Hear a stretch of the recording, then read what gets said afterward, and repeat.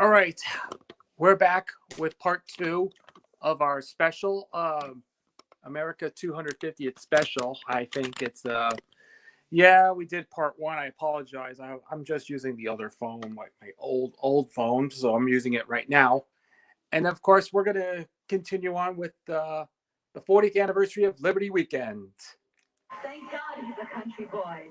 Hi, I'm Melissa Manchester. Melissa Manchester is right at the gate. The one who did Melissa Manchester. I don't know who's singing this. Ice Castles. You shouldn't hear how she talks about you. Don't cry out loud. Coming from the rain. Ice Castles. I think that's. The first time I heard his music, it was Rhapsody in Blue. I went crazy. I never lost that feeling.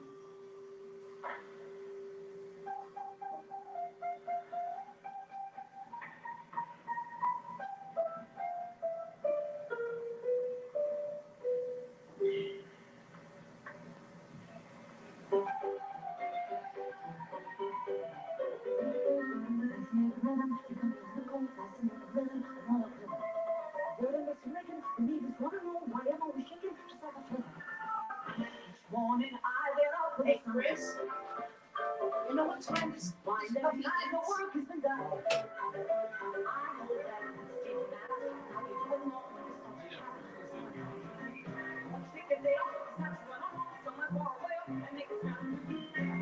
oh, how I long to be the girl I used to be.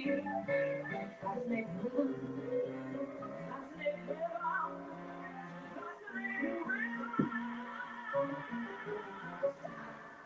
Stop picking on me.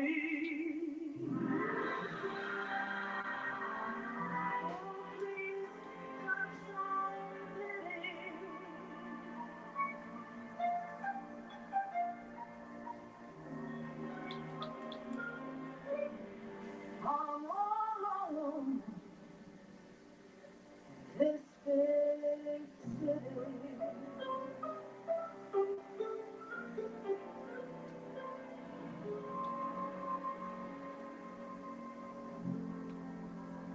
Someday he'll come along, the man I love, and he'll be big, strong, the man I love. And when he comes my way, I'll do my best to make him stay.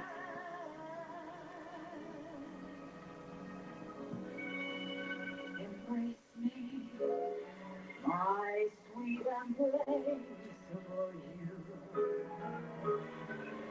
Embrace me, you irreplaceable you.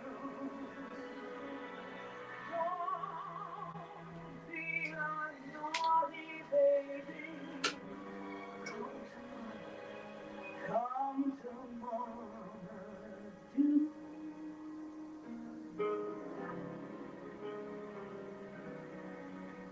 My sweet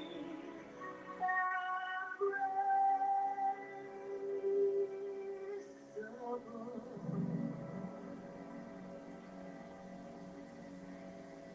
You.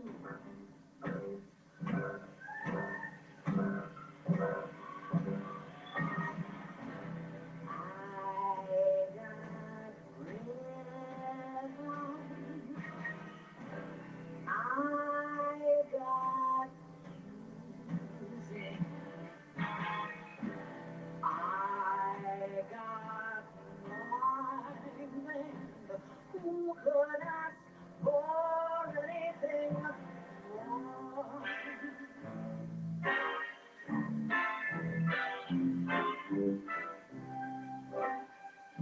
I got daisies, green questions. I got my man who could ask for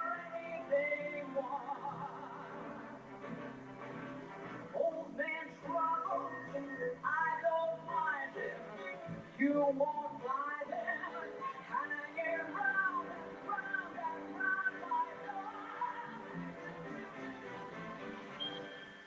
One of these mornings, you're gonna rise up to sing,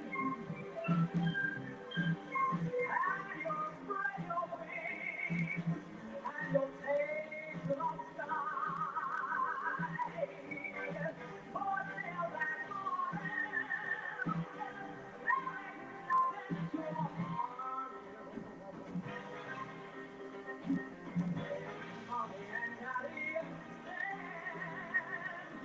But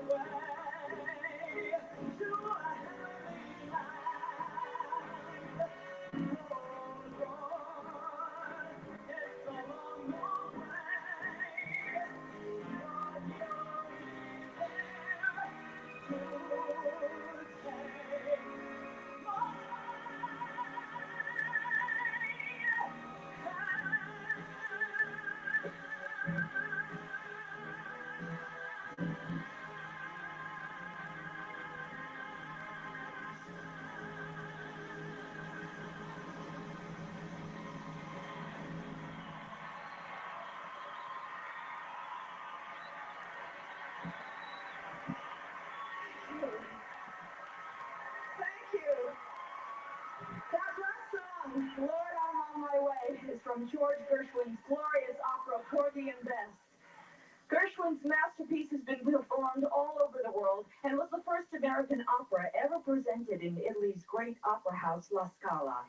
And here to sing the duet, Bess, You Is My Woman Now, from Porgy and Bess, are two internationally acclaimed American opera stars from Chester, Pennsylvania, and Centerville, Iowa, Clamadale and Simon Estes.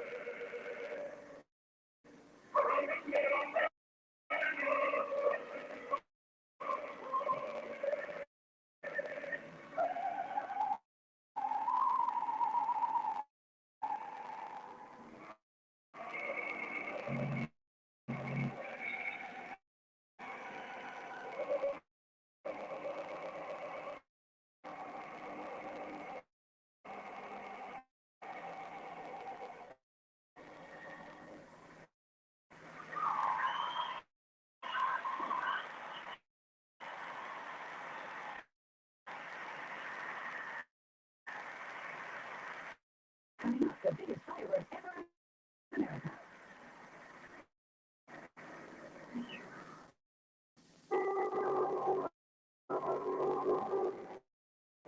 Liberty is an idea handed down from generation to generation, people to people. America honors the Statue of Liberty centennial by gifting United States Liberty coins. Value keepsakes that truly liberty always. U.S. Liberty coins, single 47 cent banks, savings and loans in Kmart stores. Keep Liberty in good condition forever.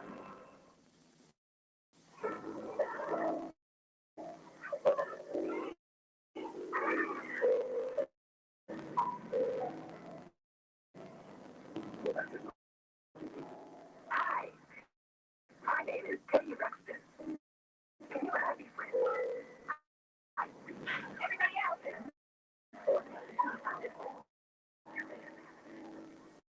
Penny Ruxpin comes with illustrated book cassettes from Wells of London. From the days of the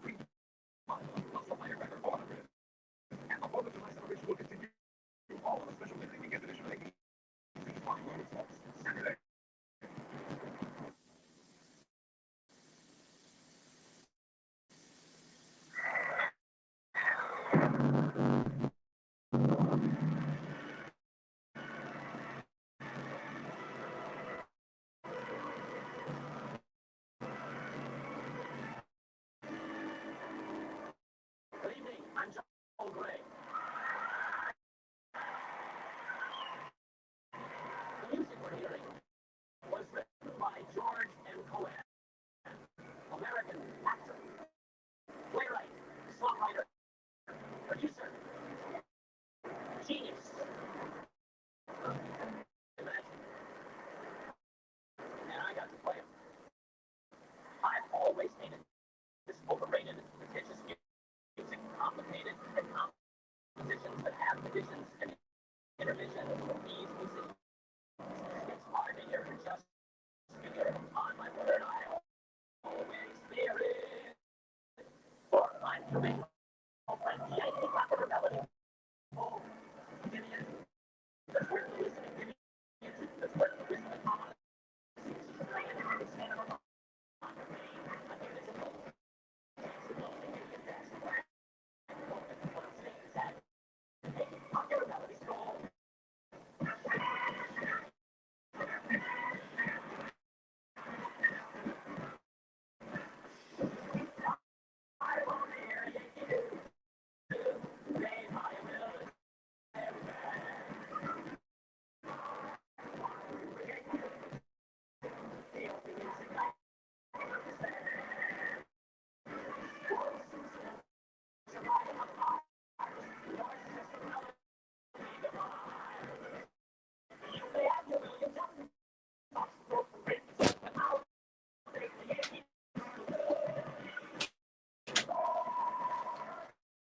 All right, I am back. I'm so back to this live stream.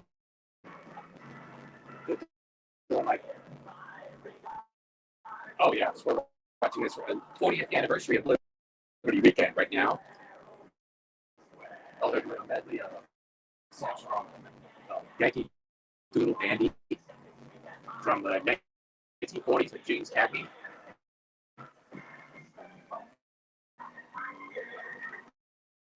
I guess what we missed out this commercial. Kmart. Kmart used to be a department store that was shut down years ago, and that was one memorable ad for a commercial for this thing. And back then, when you go to Kmart, you get My Little Pony the movie. When you find them at a local Kmart in the VHS section, remember those when you first bought My Little Pony the movie at a Kmart? Remember there was a back in the days there was Caldors. Man, Caldors used to be a store that used to have a VHS section. It's where you get some stuff there. The VHS section. They used to have a VHS section at a local Woolworth, Kmart, Caldors. Yes, I don't recall Woolworth used to sell these. The OG My Little Pony the movie you get at a Woolworth store. Those are great times. I used to go to Woolworths a lot back in my day.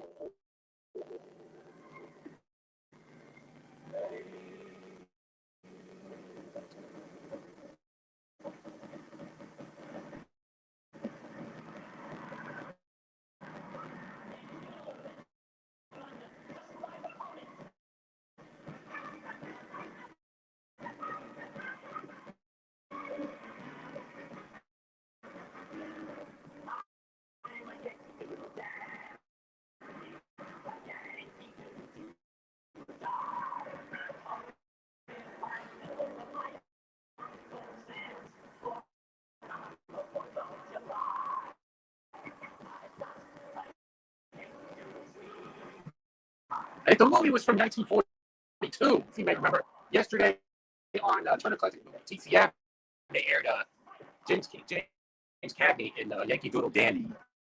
It's from 1942. We're ahead of the war. It was during World War II. And then after that came The Music Man with Shirley Jones and Robert Preston was on. I like the one with Matthew Broderick from 2003. I think it looks amazing than the original one with Shirley Jones and Robert Preston.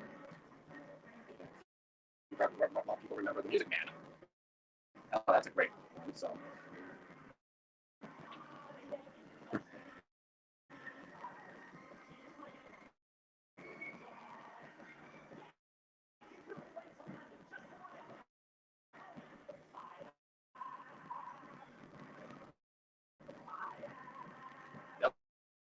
A lot of good stuff.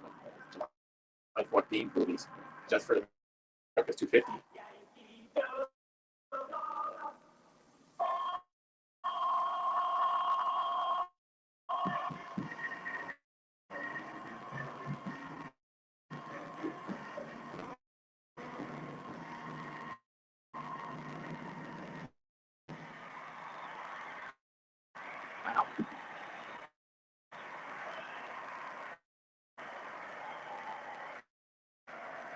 Wow, that was a great performance they did.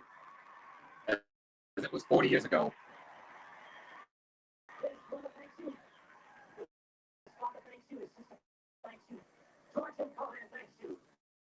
And as for myself, that goes without saying. And now, continuing in the spirit of the evening, here's a medley of some songs by other great American composers, played by the Boston Pop Symphony Orchestra, conducted by my buddy, John Williams.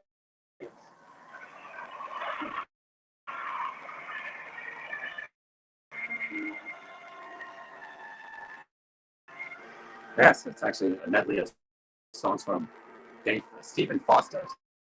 Foster or something.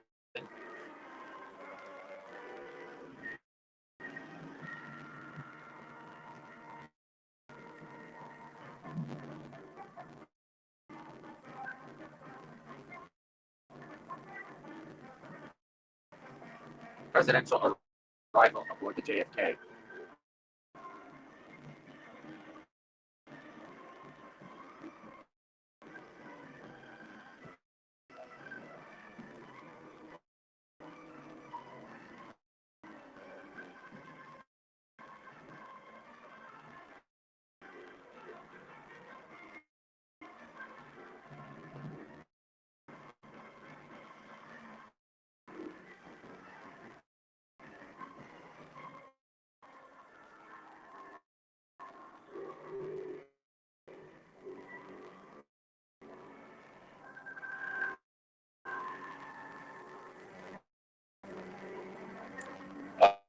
lot of them had the great composers with the likes of Stephen Foster, Jerome Ford, and there's Old Man River from Showboats.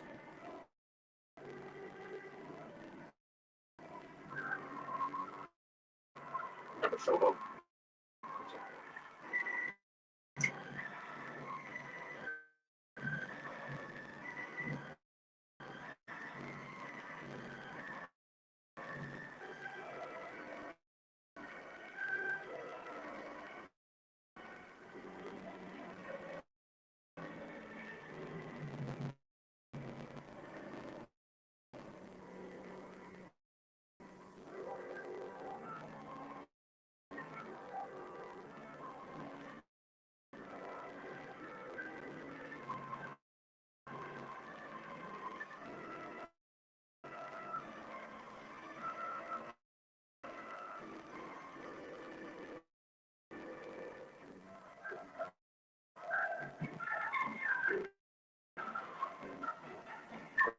It's early Berlin.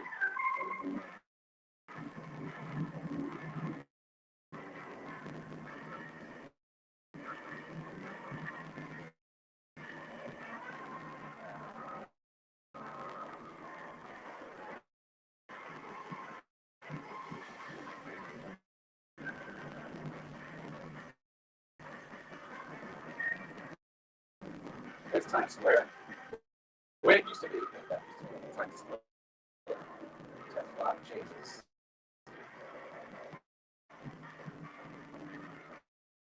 I miss the old Times Square.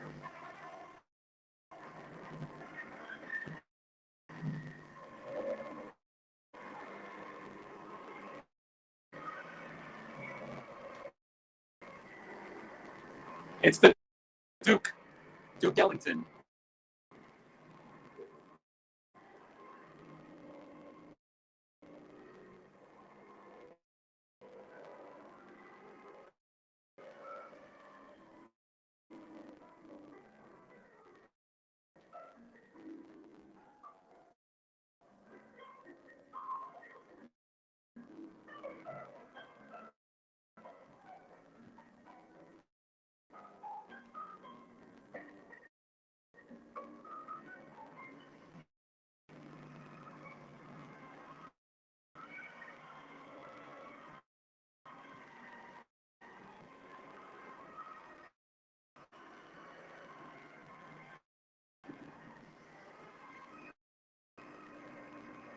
There's Lady Liberty shining its light.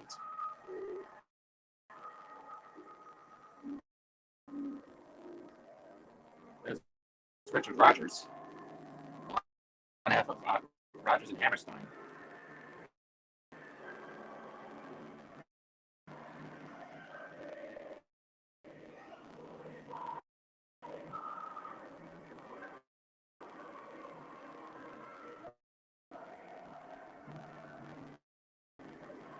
It's a grand night for singing. It's from what show is this from?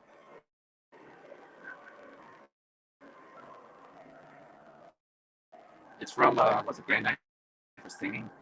It was a musical review. It's from other stuff.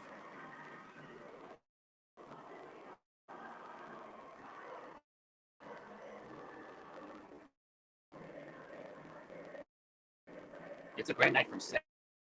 It's from State Fair. If you remember State Fair.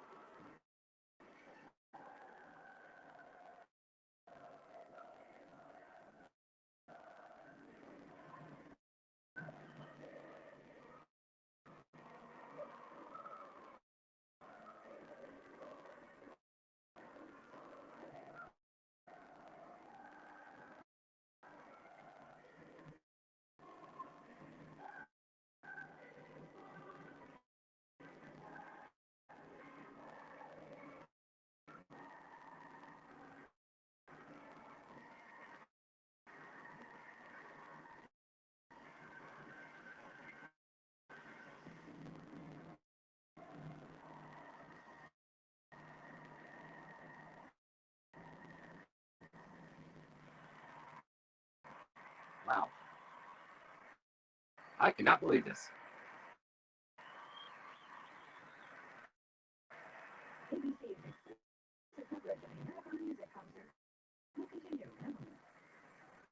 American Music Concert will continue.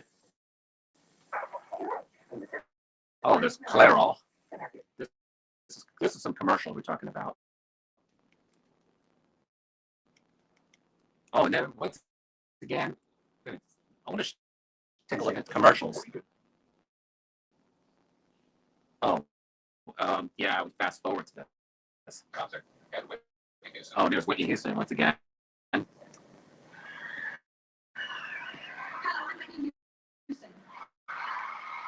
Oh, yeah.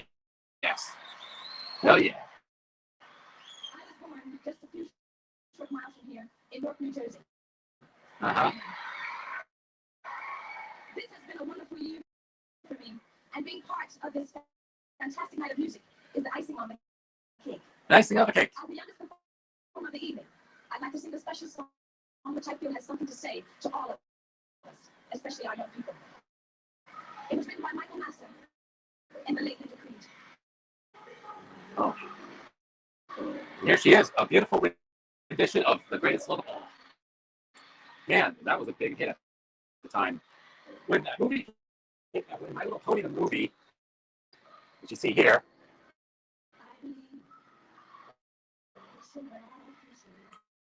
yeah, that song came on the radio around that time period. Listening to this song, well, My Little Pony the movie came in theaters. It was.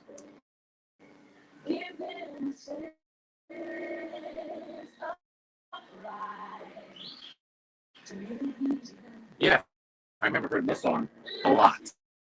I heard this song when I was working at the store. I was working at my grocery shop called, if you remember, Publix. I worked there probably once or twice a week.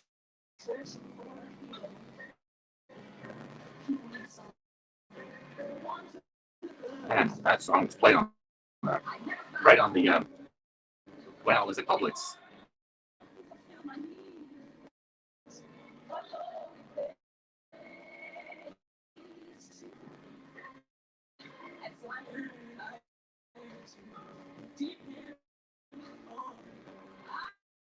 That's what I love this record. It's been played on the radio a lot. I mean, yeah, it has been pretty heavy rotation.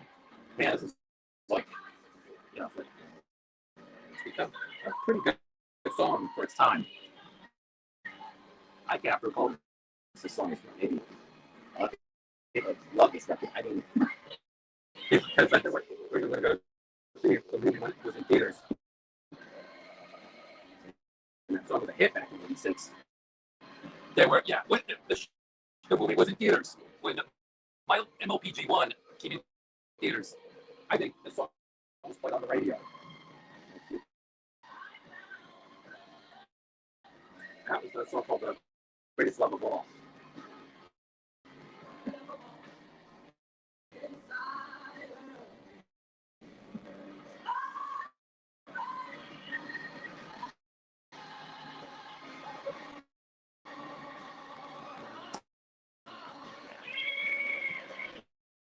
A great record. I mean, love this record. Everybody loves this record. I can't believe it's been played a lot.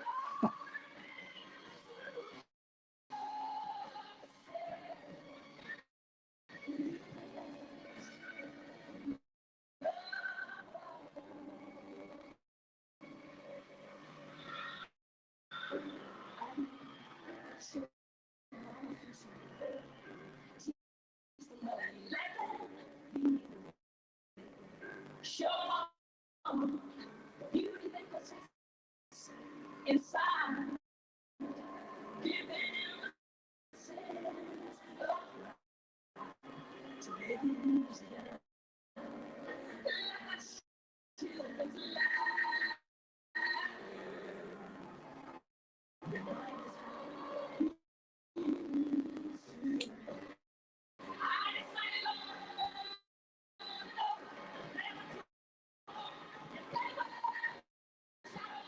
And you'll recall this one, you may remember. Remember Clive Davis, the guy who put her career, put what Eagles did on the map. Sadly, Clive Davis is no longer with us. He was a record mogul. Founded Arista Records back in the 70s. Well, early 70s, mid-70s, I believe. He founded Arista back in the mid-70s. Brought artists like Barry Manilow, Whitney Houston, Kenny G, a bunch of other artists that were on the label. And of course, the Bay City Rollers. Barry Manilow was the first to start Arista back in the 70s.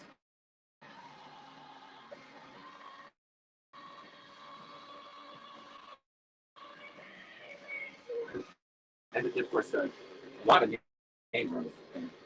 At the time, he started at Columbia Records and other labels under Clive Davis. He started with Bob Dylan and a few other names before he started with Bell Records. I thought you should remember that. So yeah. Rest easy. Clive Davis on this.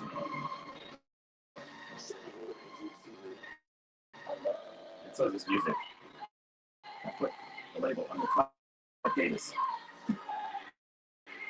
He was a wonderful man. And a record founder. He was surely be missed. So that was it. I'm glad you did a pretty well, amazing performance of the greatest song of all. Her big hit in the summer of '86. Oh, there's Johnny Cash.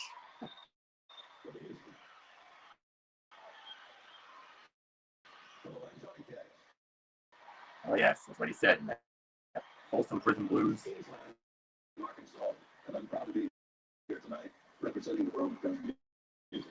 My home state of Arkansas joined the Union 150 years ago, and we became the 25th state, represented by the 25th star on the American flag. And I'm mighty proud of that shining star. 10 years ago, for our bicentennial, I wrote a piece about what those stars and stripes have been through and overcome throughout our proud history. And I'd like to do it for you now. Yes. Johnny Cash was best known for songs like, yes, he was best known for hits like Ring of Fire, Folsom Prison Blues, I Walk the Line. Yeah, and a lot of those great songs that came out. And a big one called The Boy Named Sue. That's from 1969. It was one of the big hits.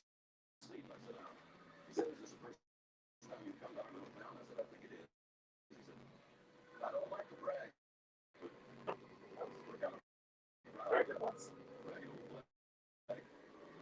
The Ragged Old Flag. You know, 250 years ago. When Washington took it across Delaware. And he got tired of burning the night. I Scott Key set up watching it writing. Sinking sea. It got a little red in New Orleans with Buckingham and Jackson tugging at it seems.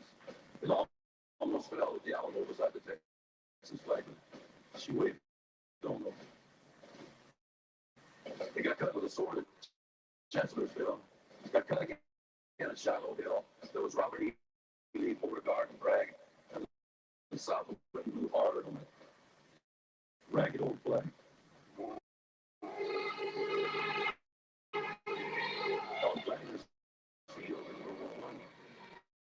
She took a bad hit from a burly gun. She turned blood red in World War II. She probably up and low by the time I went to sleep. She was in Cognac. Yeah.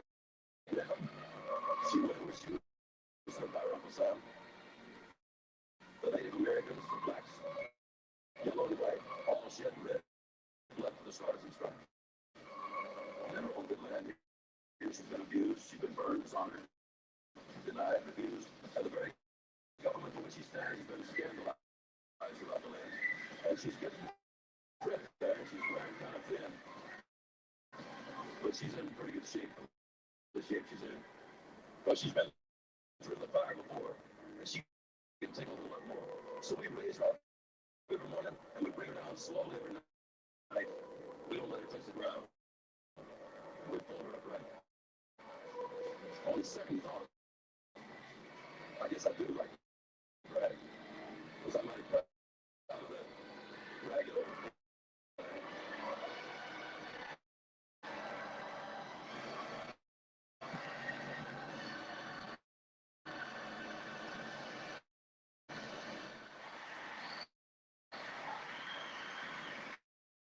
Yes, it's the same way it did on America's 250. Okay, the song about the ragged old flag.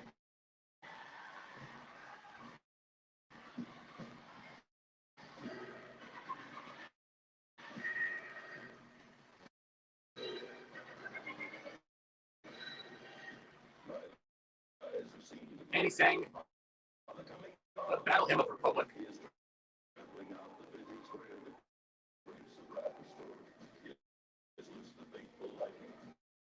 Terrible, it's not so it is true as we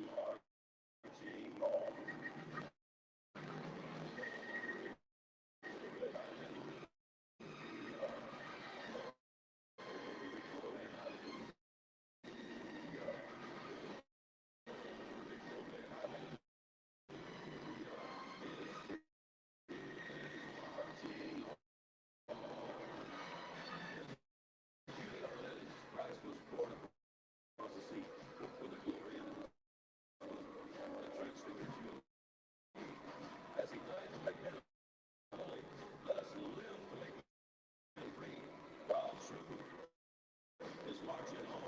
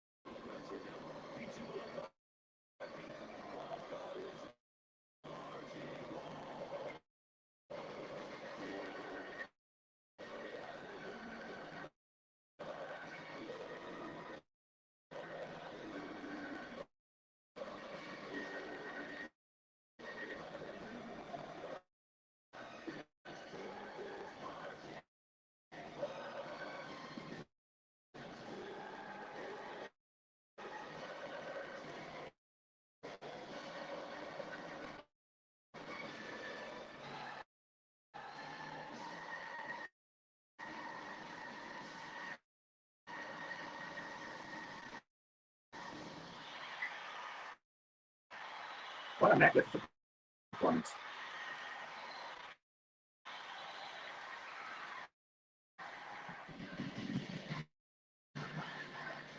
Oh, remember those commercials?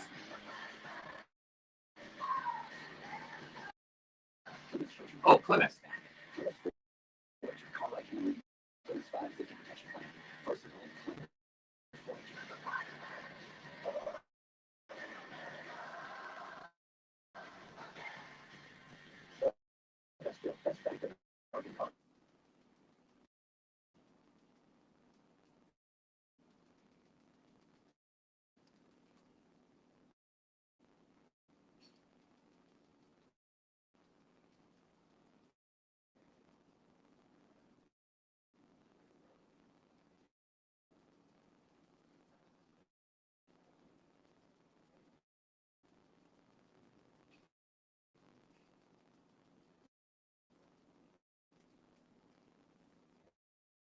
Our usual feature.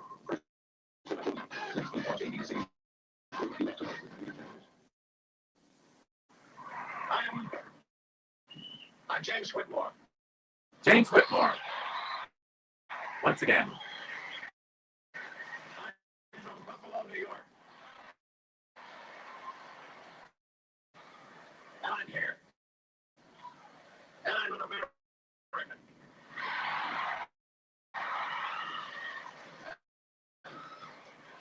I'm damn proud of it. And this December 1941, Aaron Copland was commissioned to write a musical portrait of a great American. Copland chose Abraham Lincoln,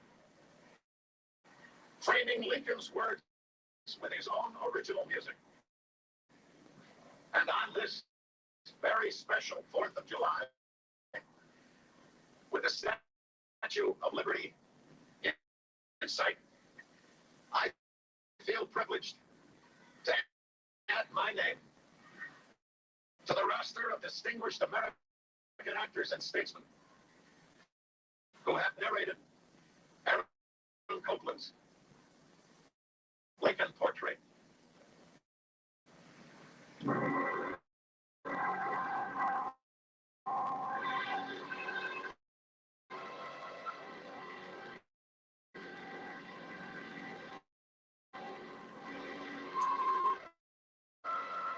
Fellow citizens, we cannot escape history.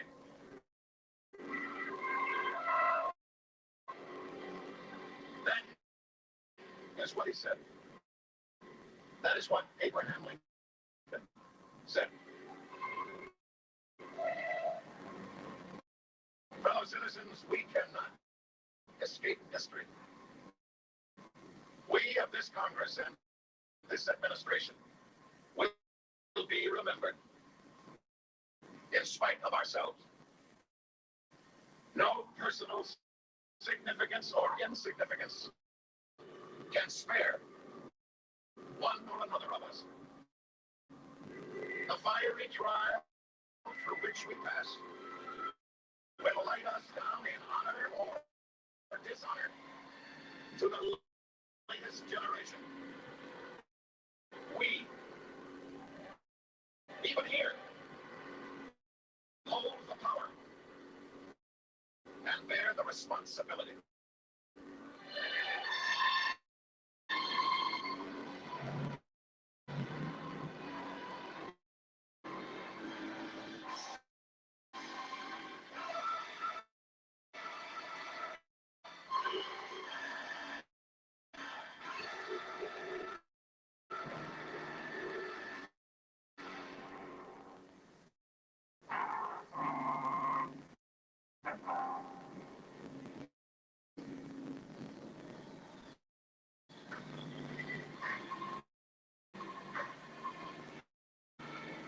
Well, you can hear fireworks in the background. Here we hear. Raised in Indiana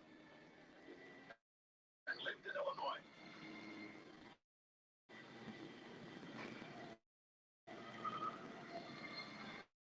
And this is what he said. It's like someone celebrating July 4th and having fun with it.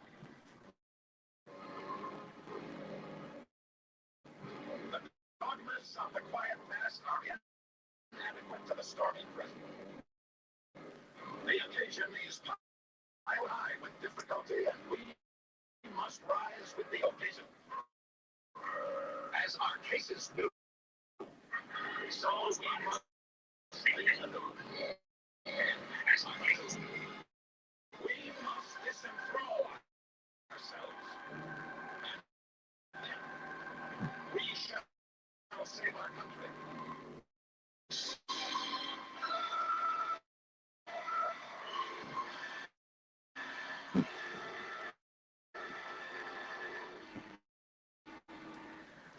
When standing erect, he was 6 feet 4 inches tall. And this is what he said. He said, it is the eternal struggle between two principles, right and wrong, throughout the world. It is the same spirit that says, you toil and work and earn bread. And I'll eat it, no matter in what shape it comes. Whether from the mouth of the king who seeks to bestride the people of his own nation and live by the fruit of their labor, or from one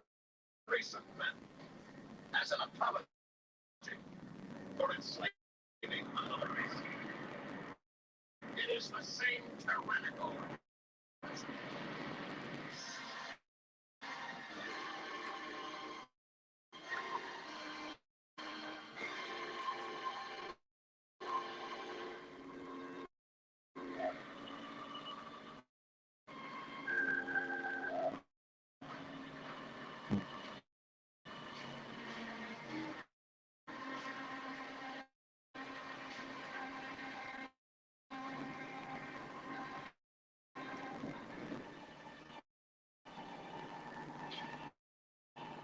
Lincoln was a quiet man. Lincoln was a quiet and melancholy man. But when he spoke of democracy, this is what he said. He said, I would not be a slave, so I would not be domestic. This expresses my idea of democracy. Whatever differs from this, to the extent of the difference, is no democracy.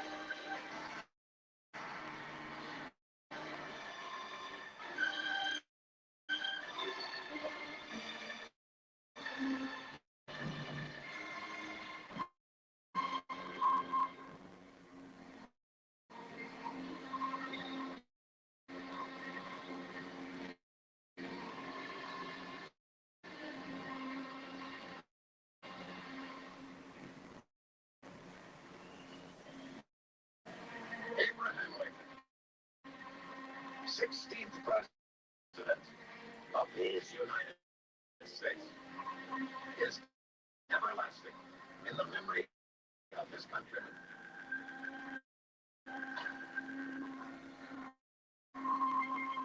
For on the battlefield at Gettysburg, this is what he said.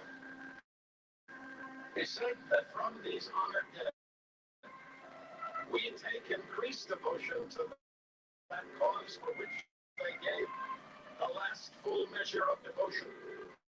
That we, here, highly resolve that these dead shall not have died in vain, and that this nation under God shall have a new birth of freedom, and that government of the people, by the people, and for the people, shall not perish from the earth.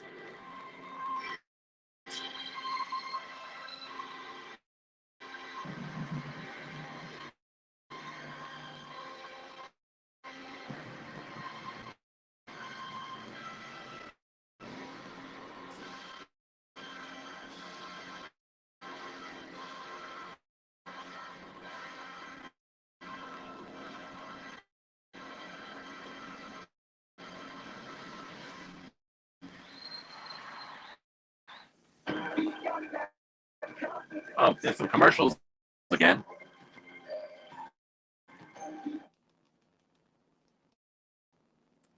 And you all across the country for what is being billed as the biggest firework show Americans ever seen. Let's go back to the State Park. The music of God. Susan. Oh, there's some patriotic music that's still going on. 40 years ago. Heart says strongest forces.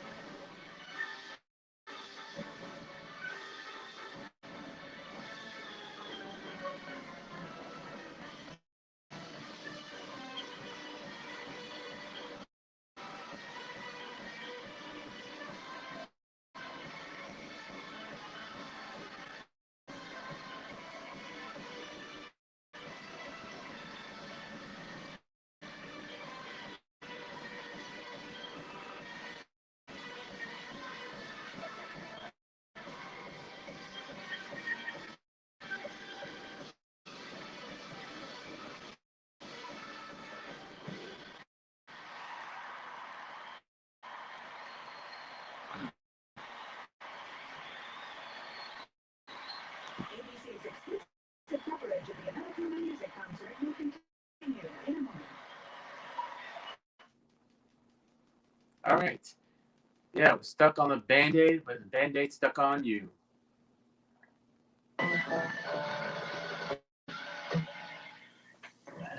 We hope that all across the country you are having a glorious 4th of July.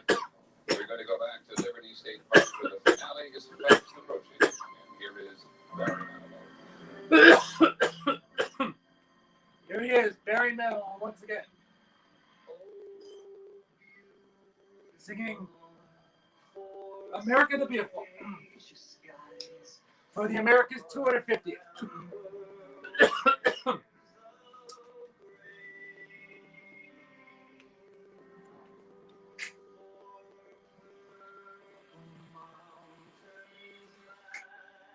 Huh.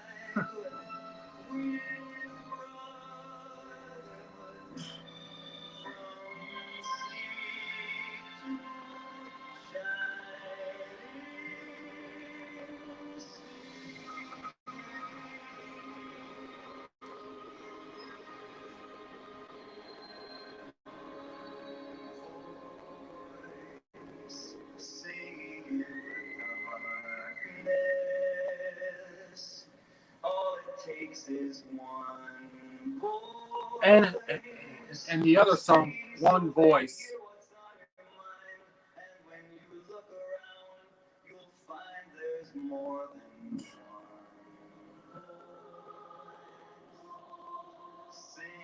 Title track from his album 1982.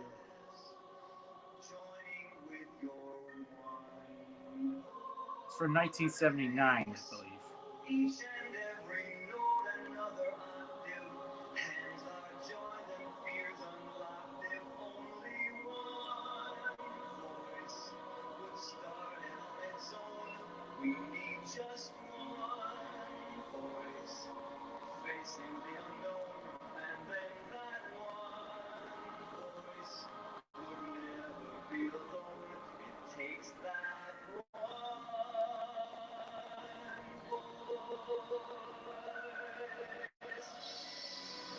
I know he also had a lot of hits he came out at the time. Remember, I Write the Songs, Mandy. That was his first song, his first biggest selling hit in early 1975. And, a lot of good songs on there. Weekend in New England, Copacabana,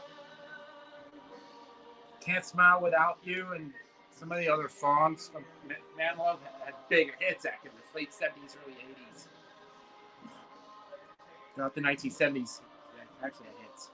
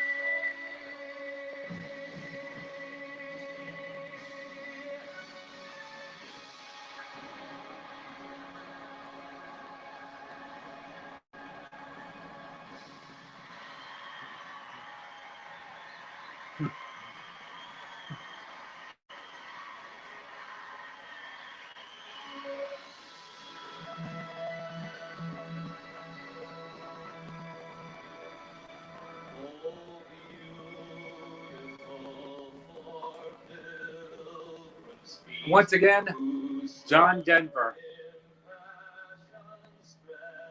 Here it is. Here she is. Melissa Manchester once again.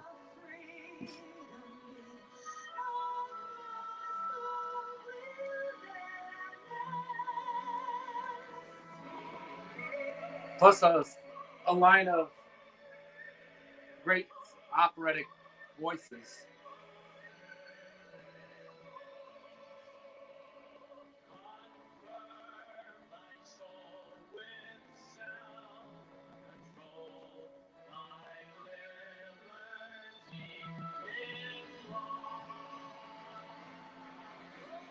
It's Whitney Houston once again. She could sing the national anthem, well, 5 years later during Super Bowl 25. And of course, Johnny Cash.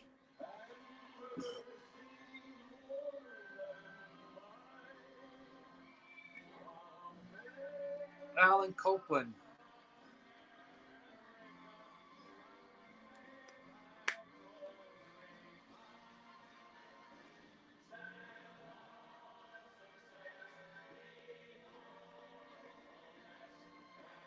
Once again, the conductor, John Williams. He was the guy who composed, did the music for all of the movies. Star Wars, Indiana Jones movies, all that stuff. A lot of great movies. Superman movies. Those are great actual film movie scores. And who could forget Ray Charles? Ray Charles wasn't even invited in there. I bet Ray Charles did a rendition of America the Beautiful. Been listening to it a lot on the radio.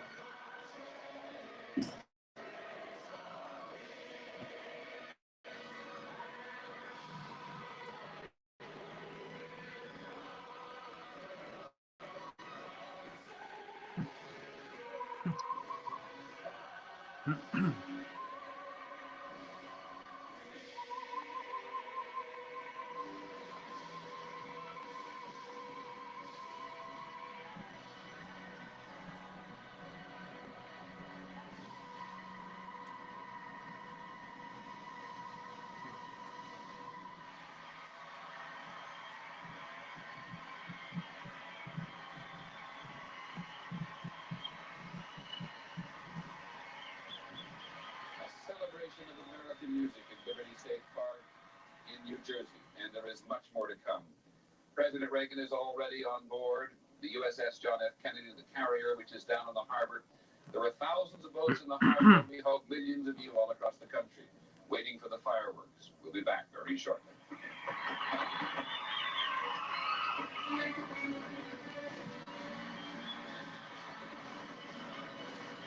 And then the fireworks go off.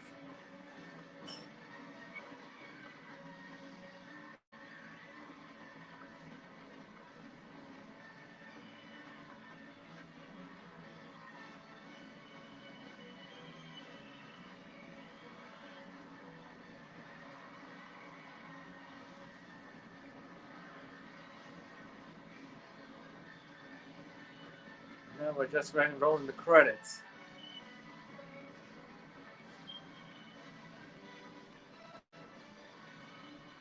The biggest fireworks ever after this word from your local station.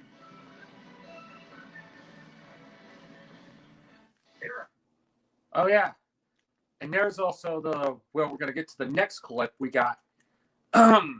Yes. All right, that's it. That's the concert. I think we're going to go back to 40 years ago that night and just watch the way it was meant to be, called the Liberty Weekend Fireworks Show. And there it is. We're going to get to this thing. It's going to be a wonderful blast. And I have to say, this is an amazing show. It was 40 years ago tonight, this past weekend. And there's a lot of stuff going on here because this is amazing how this fireworks show is taking place. Here's what it was presented on was back in 1986. It was 40 years ago to the night. Fireworks just went off. Okay. This is what it looks different than it was last night when this happened. All right. We have we're going to all right, we're going to this. ABC's presentation of Liberty Weekend is brought to you by Kmart Savings Center. Oh, Kmart. I miss Kmart.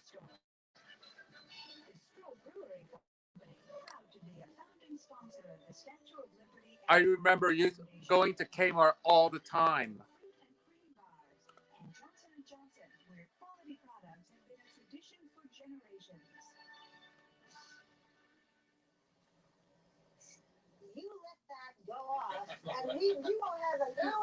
Once again, here's Peter Jennings and Barbara Walters. We're looking forward to the president, by the way, to come out on the USS John F. Kennedy and talk to him. That is one of the smaller shells they are going to use this evening. I am assured by George Plimpton, the man who knows more about fireworks than he was the Mr. Intellivision himself, George Plimpton. We'll call him as Mr. Intellivision. This is a 5-inch shell, 5 inches in diameter up here.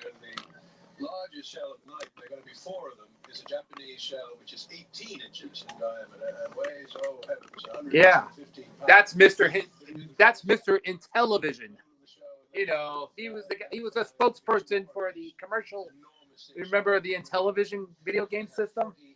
That came out in the early 80s.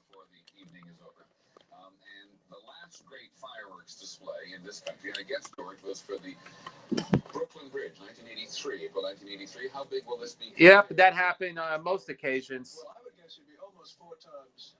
Most parts during the Macy's. That was a show that cost in the neighborhood of $200,000. This one is $700,000, $800,000 worth of preparation, fireworks, and the rest of it. It'll be stupendous. The very fact that George is wearing a headset, I think, is some indication. Which we will be doing shortly. There's also rather a drama behind this because, as I understand it, the manufacturers of fireworks are very competitive, and one doesn't tell the other one ever what he's doing. Tonight, the first time they united for this big. Yes, there are 3 great firework families. The Souzas from California, Pyro Spectaculars. The Gucci's from Bellport, Long Island, and the Zambellis from Pennsylvania have all teamed together in a sort of a triad. And firework families do not like each other at all, so that in itself is a sort of a triumph. I read in your book, as a matter of fact, George, that in the old days, the wives of the families would walk up and down the firework pits with shotguns. Let's ask you both to be quiet for just a second, and me as well, because let's go to the USS John F. Kennedy in the harbor. President Reagan is now going to come on to the deck of the USS John F. Kennedy to speak to the nation on the subject of this 210th anniversary of independence, of the 100th anniversary of the Statue of Liberty's arrival in America. The President, to the tune, ruffles and flourishes, music from the 16th century, has had a very busy day. The International Naval Armada, and they're on board the John F. Kennedy, the sailors and their officers, who, as the men on any ship, realize the honor of having the commander-in-chief on board.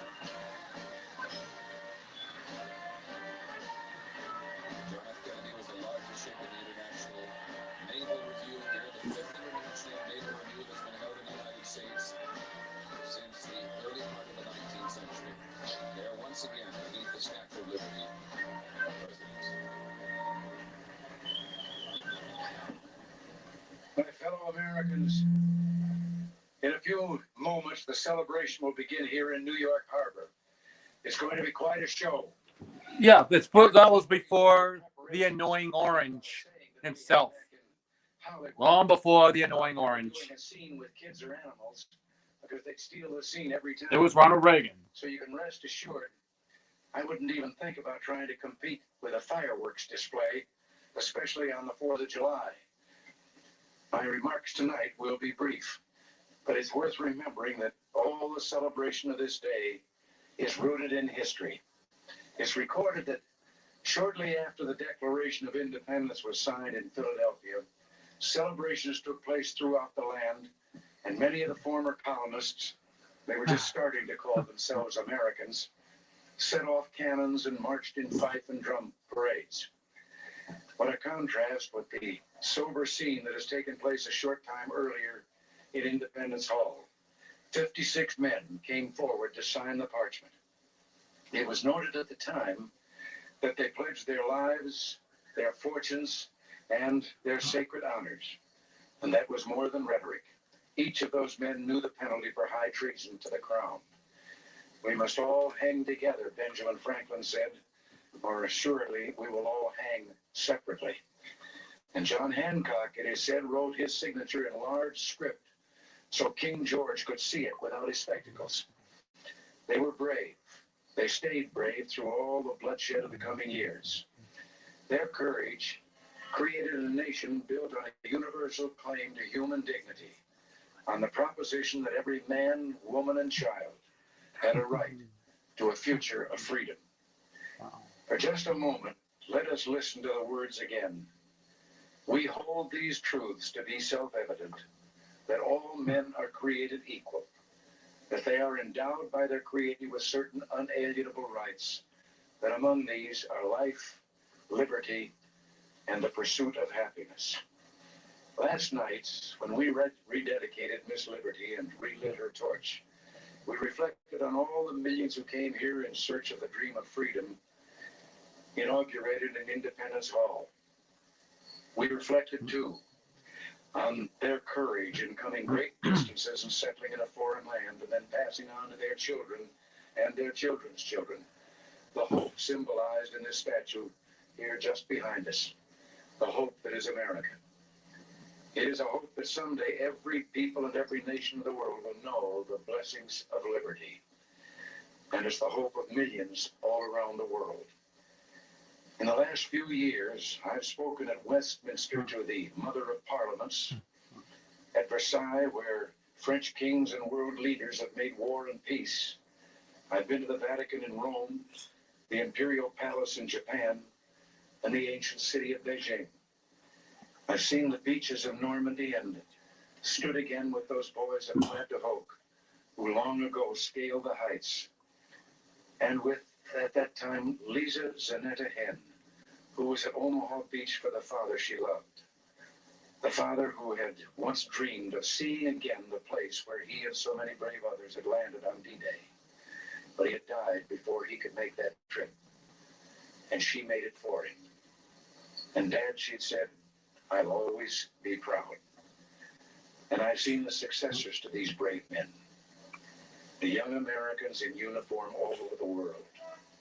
Young Americans like you here tonight, who man the mighty USS Kennedy and the Iowa and the other ships of the line. I can assure you, you out there who are listening, that these young people are like their fathers and their grandfathers, just as willing, just as brave, and we can be just as proud. But our prayer tonight is that the call for their courage will never come. And that it's important for us, too, to be brave. Not so much the bravery of the battlefield. I mean the bravery of brotherhood. All through our history, our presidents and leaders have spoken of national unity and warned us that the real obstacle to moving forward the boundaries of freedom, the only permanent danger to the hope that is America, comes from within. It's easy enough to dismiss this as a kind of familiar exhortation. Yet the truth is that even two of our greatest founding fathers, John Adams and Thomas Jefferson, once learned this lesson late in life. They'd worked so closely together in Philadelphia for independence. But once that was gained and a government was formed, something called partisan politics began to get in the way. After a bitter and divisive campaign, Jefferson defeated Adams for the presidency in 1800. And the night before Jefferson's inauguration, Adams slipped away to Boston, disappointed, brokenhearted, and bitter. For years, their estrangement lasted. But when both had retired, Jefferson at 68 to Monticello and Adams at 76 to Quincy, they began through their letters to speak again to each other. Letters that discussed almost every conceivable subject: gardening, horseback riding, even sneezing as a cure for hiccups, but other subjects as well: the loss of loved ones, the mystery of grief and sorrow, the importance of religion, and of course, the last thoughts, the final hopes of two old men, two great patriarchs for the country that they had helped to found and loved so deeply. It carries me back, Jefferson wrote about correspondence with his co-signer of the Declaration of Independence, to the times It was 250 years ago. Difficulties and dangers, we were fellow laborers in the same cause, struggling for what is most valuable to man, his right to self-government, laboring always at the same oar, with some wave ever ahead threatening to overwhelm us, and yet passing harmless, we rode through the storm with heart and hand. It was their last gift to us, this lesson in brotherhood, in tolerance for each other, this insight into America's strength as a nation. And when both died on the same day, within hours of each other, that date was July 4th, 50 years exactly after that first gift to us, the Declaration of Independence. My fellow Americans, it falls to us to keep faith with them and all the great Americans of our past. Believe me, if there's one impression I carry with me after the privilege of holding for 5.5 years the office held by Adams, Jefferson, and Lincoln, it is this: that the things that unite us, America's past of which we're so proud, our hopes and aspirations for the future of the world and this much-loved country, these things far outweigh what little divides us. And so tonight, we reaffirm that Jew and Gentile, we are one nation under God. To black and white, we are one nation indivisible. That Republican and Democrat, we are all Americans. Tonight, with heart and hand, to whatever trial and travail, we pledge ourselves to each other and to the cause of human freedom, the cause that has given light to this land and hope to the world. My fellow Americans, we're known around the world as a confident and a happy people. Tonight, there's much to celebrate and many blessings to be grateful for. So while it's good to talk about serious things, it's just as important and just as American to have some fun. Now, let's have some fun. Let the celebration begin. And here it is. This was the way it happened 40 years ago.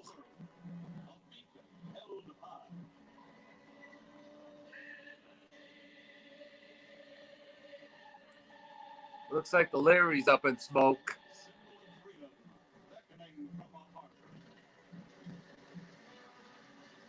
Looks like Lady Liberty's catching fire.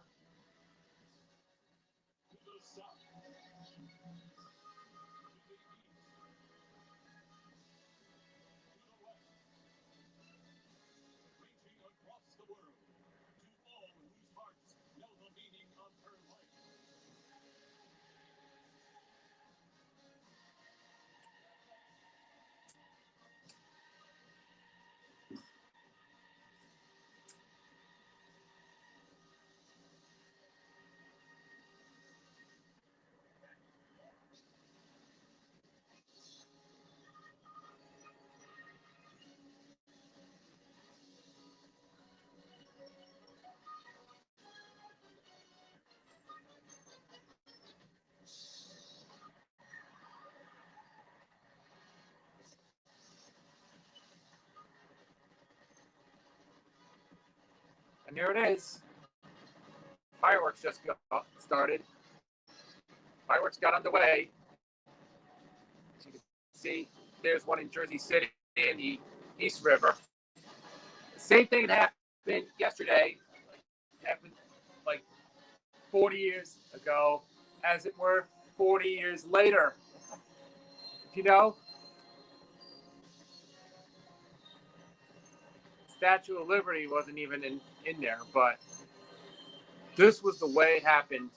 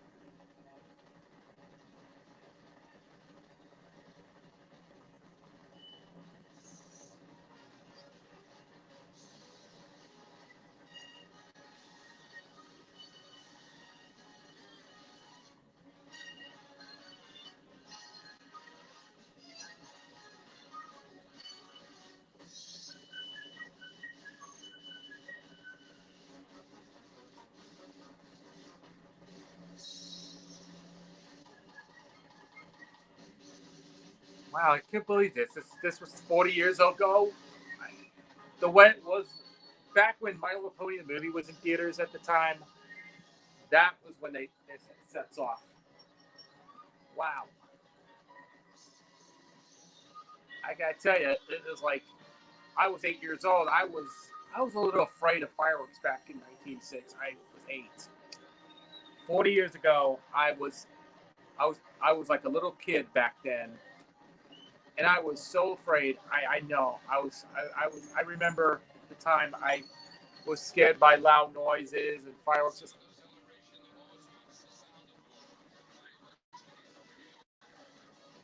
wow.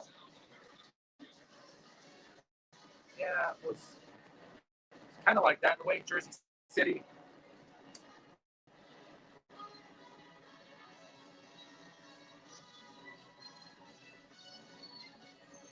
But it doesn't sound. It ain't New Year's Eve, but it ain't New Year's Eve. They put together like the Macy's July 4th fireworks around the harbor. Not sure the East River has one, but look at that. This was the way it was back in the way it was 40 years ago. That was like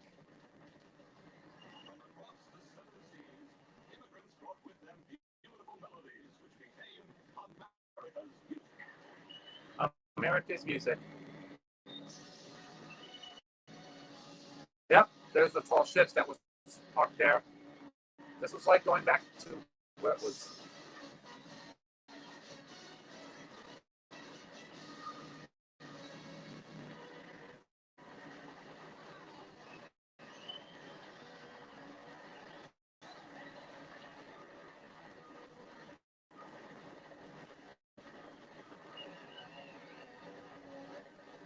What child is this? Is that Christmas? Well, it's Christmas in July.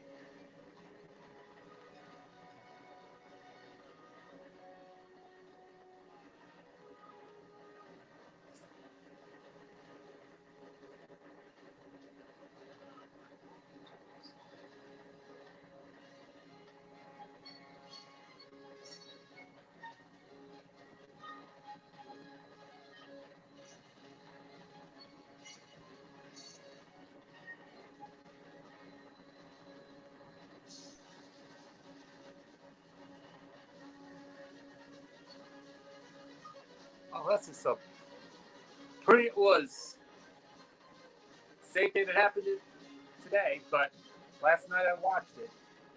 The way it was 40 years later when I saw it last night. The way it was happened since 40 years later. That yeah.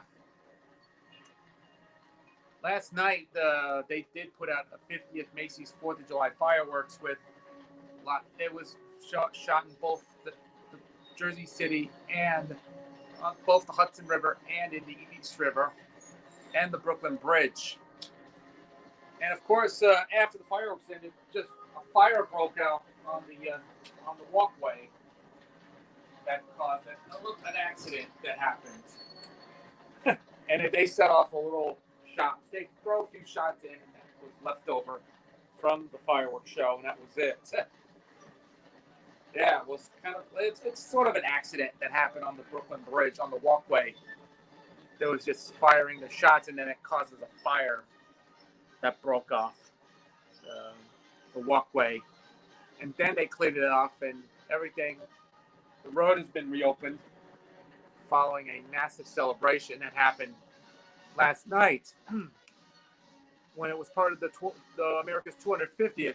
It was just that everything. Yeah, what happened was the Macy's 4th of July fireworks show originally was, like I said, originally was scheduled to be at 9:15 and 9:20, but then they just started a little earlier than after 5 minutes after 9 o'clock. Shortly after 9 o'clock, they set it off the fireworks. There's more than 20 minutes of this yet to come. We'll be right back. Oh, we're not done yet.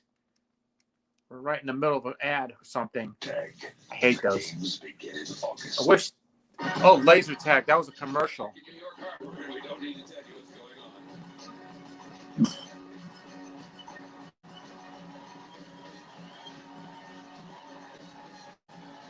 This was kind of different the way it was 40 years later.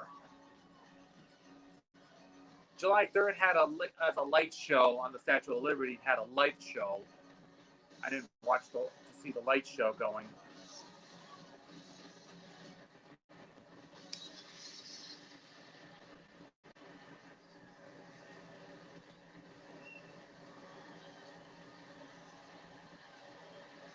Yes, fireworks was last night, just about an hour and a half before the storm. Yeah, because they brought in heavy thunderstorms, heavy winds, and all this downpours from what was left from the fireworks.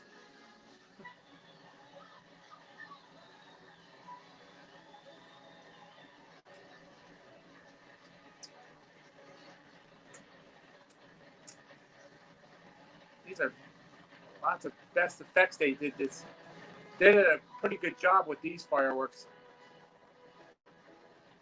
even compared to what they did yesterday, last night. It was it's very much different than what they had 40 years ago.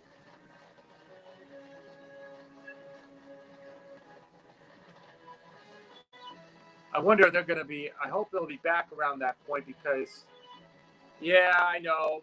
In the first part of the video of my live stream, I did 4 people. I want to thank Joe Flynn. Joe Flynn. I want to thank other people. I want to give a list of thanks to other people who joined on the live stream. Thanks to some of the following people who was actually doing well with that. So I'm forgot to get the list of names.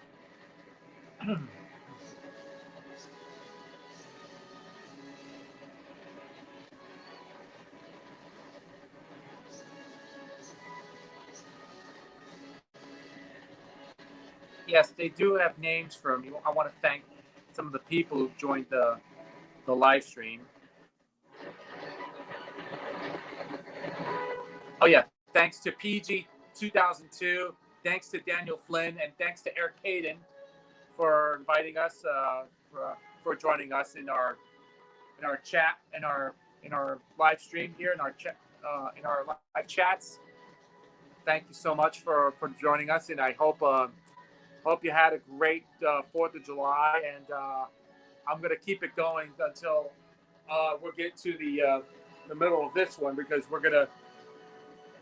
we're doing this so much special here, because this was the way that happened 40 years ago, around the same time when it happened. They did 40 years compared to what it did 40 years later.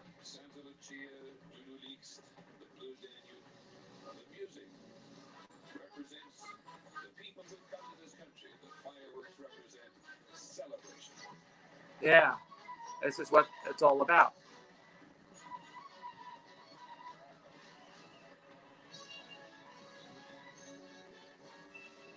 Yeah, it was shot in Jersey City, right above the, Manhattan and the Twin Towers, with later the pre 9/11 Twin Towers.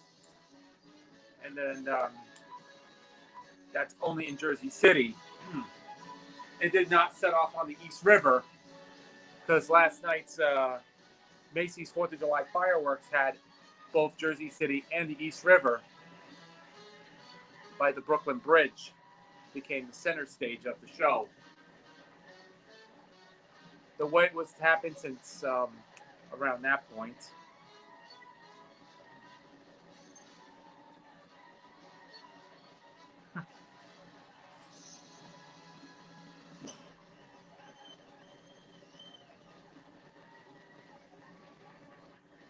There she stands, the Statue of Liberty. Probably the first time in this entire Liberty Weekend celebration she's been dwarfed for even a second.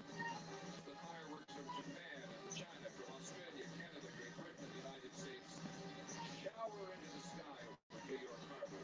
Ah. This celebration, Liberty's 100th birthday. The Liberty and the 100th birthday. And I hope that next year is going to be like maybe the Liberty's 150th, 140th birthday. I'm not sure if they're going to turn into that. I'm not going to tell you all about that next year to see what is in store for next year's, for the 251st.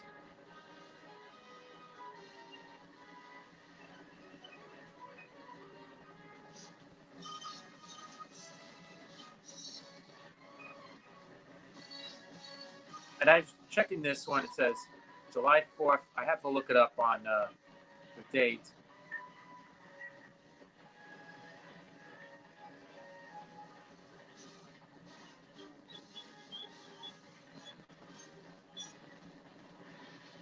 I just want to look it up and see what this is. Does this say anything?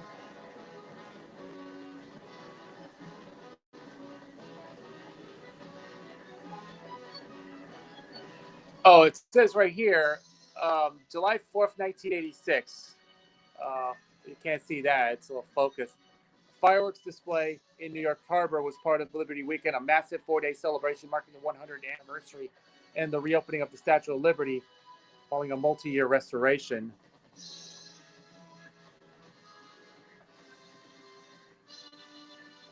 I don't know if you want to pause the video and see what this is. That's the way it is, only in the New York Harbor and Jersey City.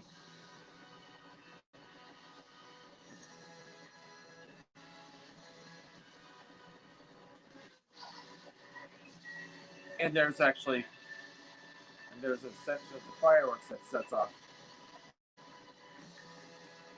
It was some sort of a massive celebration that took place.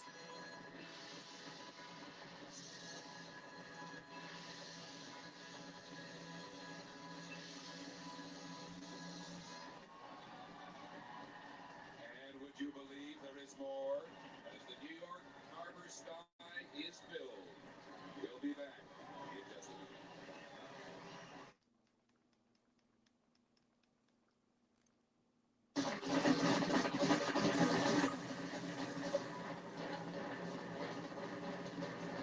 Oh, it's the blue screen of death.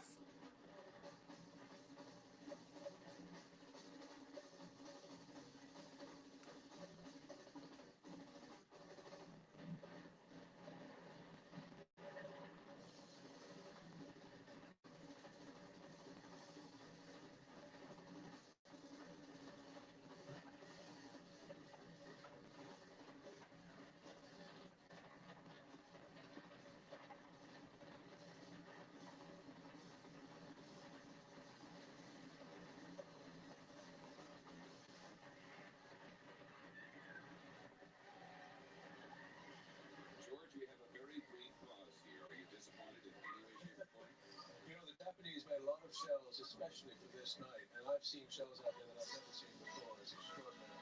And we still have the finale to come, which has got 4,000 shells in it. That's going to be something. We said that we're going to be 40,000 shells in the evening. We've seen 36,000, but who's going to I know you might the guys in like 20, 15 seconds was in there, but they're gonna go back to the fireworks.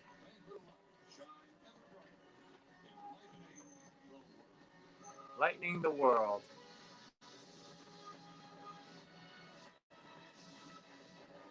It's the same thing they did every once in a while. They do some testing fireworks on around that point. If you go to our main schedule, so I just want to look it up on. If you go under fireworks displays, there's a list of fireworks displays to see what they're setting off. They're doing some little bit of testings. Every time you do one, there's one in Coney Island. There's one on Ellis Island. There's elsewhere. You could right by the Statue of Liberty. You might see them. Yeah, they're doing this occasionally. Every once in a while, they're doing some testing. Some celebratory fireworks shows might pop up somewhere by the Statue of Liberty. This was where that's the one that what they were setting off next to the Statue of Liberty, where they were doing some testing.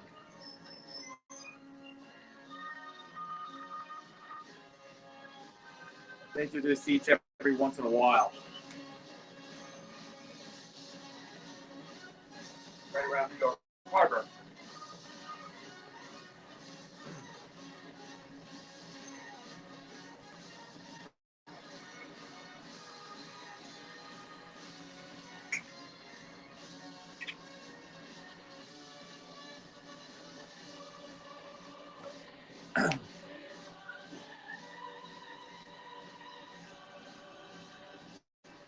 And there's the sailors.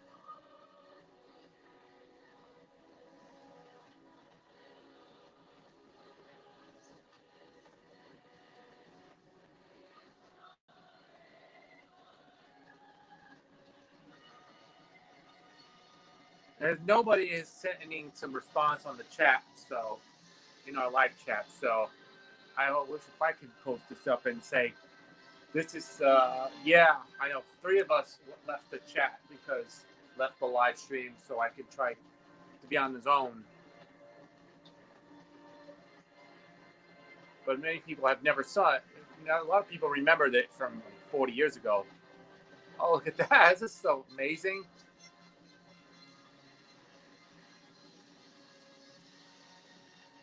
This looks amazing. This was happened 40 years ago. Look at that. Statue of Liberty, the fireworks.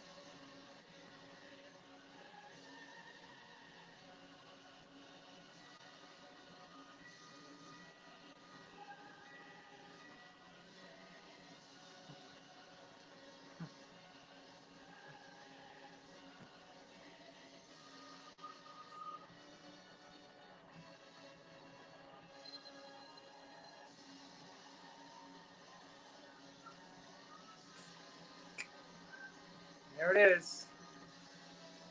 This was the way it ended 40 years ago this past weekend.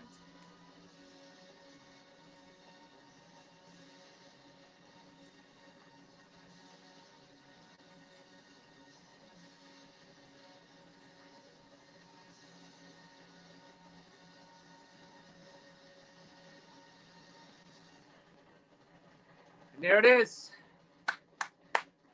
There you go.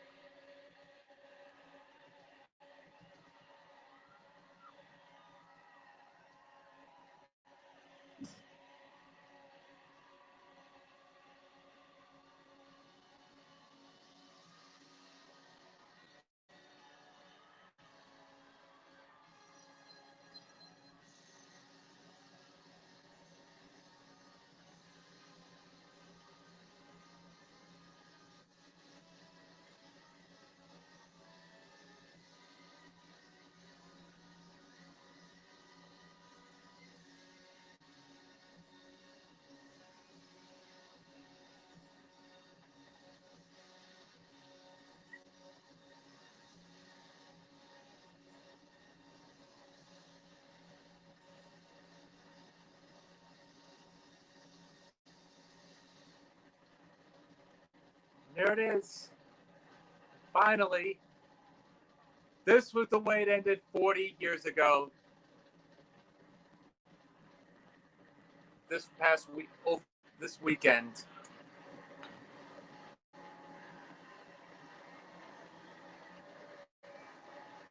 And we think it has come to an end. I think people are in shock. George Clinton, they've turned the materials of war into the great symbol of celebration. I'm lit. How about you? Well, there you are. It is fireworks, and it is the 8th hour, isn't it? And how appropriate that fireworks, this great 4th of July tradition, should be put on such magnificent display. Listen to that. Horns going everywhere, people jumping up and down. Really a wonderful way to celebrate this day. George, thank you very much for joining us. George Clinton, America's great experts on fireworks. I am absolutely serious. You find this limp. We'll be back in just a moment. From New York Harbor, the celebration continues. Yes, we finally did it. That was the way it ended 40 years ago this weekend. Yeah, Liberty Weekend. That was from the 4th of July, 1986. Man, that was actually a very nice way to end our amazing fireworks show. The way it was compared to what had happened last night on during the America's 250th. Yeah, this is what they did. It set off New York Harbor and Jersey City, but not on the East River, and the Brooklyn Bridge was absent from that. Well, that was like last night they did it because they did both the East River and the Hudson River at the lower end, but not on the New York Harbor. But this is like 1986 all over again. All right, we're gonna take you to some other videos. I've been doing this for the past. I have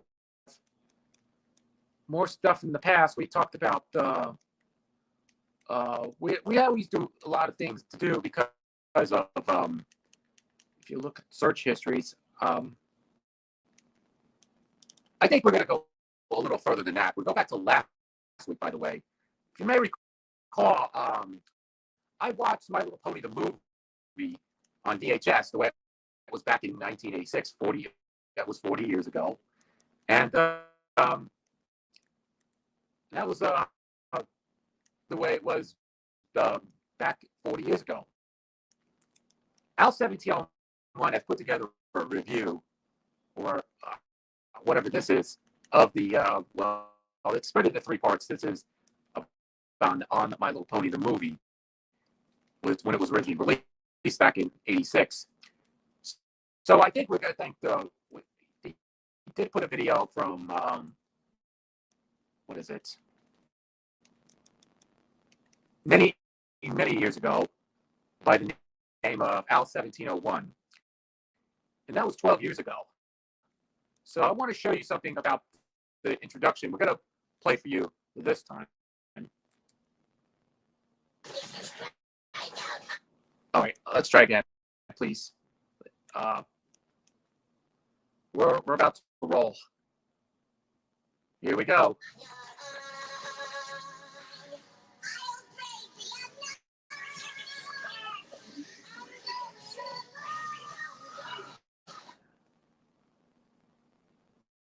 Wait, where's the sound?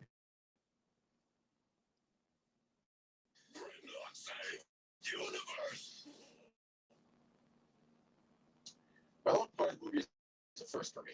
So far, I've reviewed half-hour episodes and specials, but this is going to be my first review of a full-length feature. Therefore, I'm making this review of the parts and making introduction its own part to talk about aspects of the movie in general, as well as its background.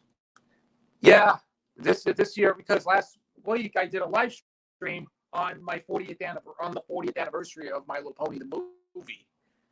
So I did watch the thing I watched the VHS tape of it, and which is actually, as you can see, this is the VHS I have here. It's an original Vestron video release. I'm also making this introduction to address the fact that I could very well be walking into a minefield by reviewing this. You see, not only is this my first movie review, but it's also my first review of something someone else has already reviewed. I reviewed Futago Hime and the two My Little Pony specials, and so far I've seen no one else make a video review of them. However, My Little Pony the movie has already been reviewed by her. Is that the nostalgia chick? I believe so. Well, he usually uploaded on YouTube, but they took it down. They removed it due to copyright. But of course they took the channel down for. I'm not sure if nostalgia chick might be elsewhere. He actually uploaded video onto VK on a Russian video sharing site called VK. But I'm not sure if nostalgia chick might exist somewhere on some of the old reviews. It might be on either Internet Archive or something. Yes, I'll have to find out. Nostalgia chick. Oh, did I mention that I'll be posting this in the blog at That Guy with the Glasses? I've witnessed firsthand how reviewing something that's already been reviewed can be dangerous. I watched the Red Letter Media fans descend on SF Debris' YouTube channel when SF Debris started reviewing the Star Trek Next Generation movies. They complained about it muscling in on Red Letter Media's. An asteroid would hit us? Words in his mouth that he thought It's showing a picture of an asteroid that's hitting our planet. Not a pretty sight. Well, My that's feeling is that fiction. people will have a similar reaction to me reviewing something that Nostalgia Chick has already. And perhaps in an even worse position. SF Debris could at least claim ignorance, as he made a point of never watching what Red Letter Media had to say about the Next Generation movies. Yeah, this picture showed like a meteor just hitting the planet. Well, but I can't make that claim. I've already seen a review. I know her talking points and jokes. I have an opinion of a review, and I must admit that it was a factor in me deciding to do this. However, I'll just fake it. As far as this review is concerned, she never reviewed it. You want to know why? Because she's entitled to her opinions, just like I'm entitled to my opinions and you're entitled to your opinions. One of the great things about entertainment is everyone really is entitled to their own version of the facts, as it's a personal taste experience. yeah, I know. People will give their opinions of reviewing other movies. You can tell. Look back to Emmer Prevost or Helsing 920, by the way. He used to review a lot of those stuff in reaction review series prior to his death, right? And he knows other people's reviews and a lot of the stuff. A lot of these people review other movies in the tradition of Emmer Prevost. But I just sort of say that's like all we have to say about that. But they'll give their opinions. So we'll have opinions on that. In fact, I don't see why other people can't review what's already been reviewed, as they have a different take on it than the person who reviewed it previously. I've also been told the people at That Guy with the Glasses are more understanding, and if that's the case, good for you. I hope you enjoy this review. Or China lost them. By the way, I want to talk about this movie in general to fill out the rest of the introduction, then we'll get into the movie itself, the main body of the review. There we go. The movie came out in 1986, just before the launch of the series My Little Pony and Friends that fall. It kind of serves as the show's pilot. Yeah, it came out 40 years ago. We said came out on like June 27th, and yeah, they screened it in many theaters around the city, probably New York City to be exact.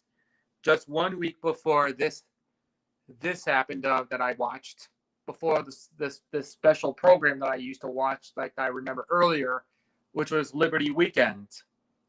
That they had a great performance, the fireworks, everything. This is what I did about. This is what I mentioned probably a couple of minutes ago when I did that. When I was doing this video. So, anyways, move on. What's going to be a wholesale cast changes? Hasbro wanted the series to start more gimmicky roles that came out around this time. The movie ended up being a financial and critical flop, along with the Transformers movie that came out later that summer. Yeah, the movie just didn't. The movie was underperformed, but it's because the movie bombed. It made a $6 million box office run because it has probably like how long movie has been taken. And then the second week, it was actually at the top. But the first week, it was at a little bit of a top. It was actually in the number 10 position. And then the following week, they just dropped and dropped and dropped out of the box office. It fell off pretty quickly and went down and into the bottom of the barrel a few weeks later. It made like how much box office they made? $6 million. If you want to compare it to other box office hits, think of Ferris Bueller's Day Off, Top Gun. There was other movies, Back to School, Running Scared, with Billy Crystal, and like some other movies that became more decent hits. I think Top Gun was the biggest hit of the '86, and Tom Cruise was the star, and yes, played Maverick in the movie Top Gun. That's one of the films that I don't know if you may remember. The movie Top Gun was an awesome movie. That movie Top Gun was awesome when this came out in 1986. And yes, they have lots of great movies. I know that was a big box office hit at the time. So I'm just going to hold on a second. I have to go to the men's room right now. I want to come right back and do some commentary stuff on this. So we're live right now. I'm going to go there and I'll come right back.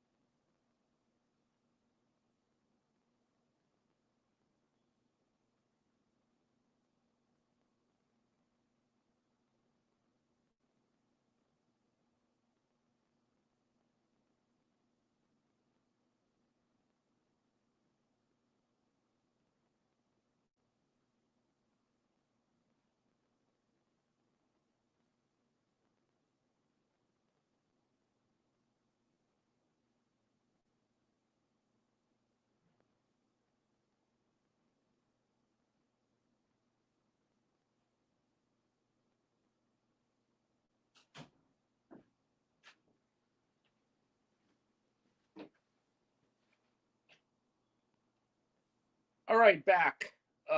Yes. I am back from this bathroom here. If you look, box office movies were hits back in '86. We talk about this film. During the summer months, why this movie just fell off. A Disney animated movie, The Great Mouse Detective, went with it and trying to beat this movie. It's just, it's one of those films that is maybe a guilty pleasure. If you look at past box office bombs at the time, there was Care Bears 2. There's also this one, and then Transformers the movie, and then there was, remember that one called Howard the Duck? I forgot the movie exists. I remember that movie Howard the Duck when I was when I was younger. I used to like that movie. It was very funny, and yes, Howard the Duck was a poorly made movie than this one, than the other two, compared to the other two films.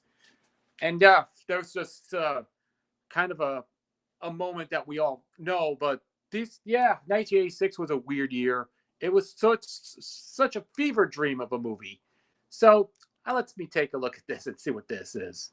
Hasbro's drubbing at the box office between these two movies was so bad they wouldn't bother with the big screen with the G.I. Joe movie that would come out the following year.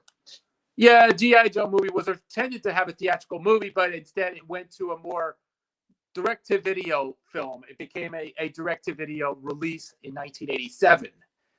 Well, so that was it. Then the Gem and the Holograms movie, animated movie, was scrapped because of this one, but who cares? When Nina Darton reviewed this movie for the New York Times, she panned it for not being on the same level as Disney Classics. Oh yes, Disney Classics. Look at the other film critique they did. Oh yeah, you can see the film critique. I can't see that. If you look at the film critique, it reads according to the Daily News, entertaining and little ones will like it fine. And Variety was called, according to the Variety, charming made, should captivate youngsters script, pleasant tunes, and imaginative animation. That's kind of awkward. Yeah, why did you do that, Variety? However, I don't think that's completely fair, as this movie was never meant to be on the same level as the Disney Classics.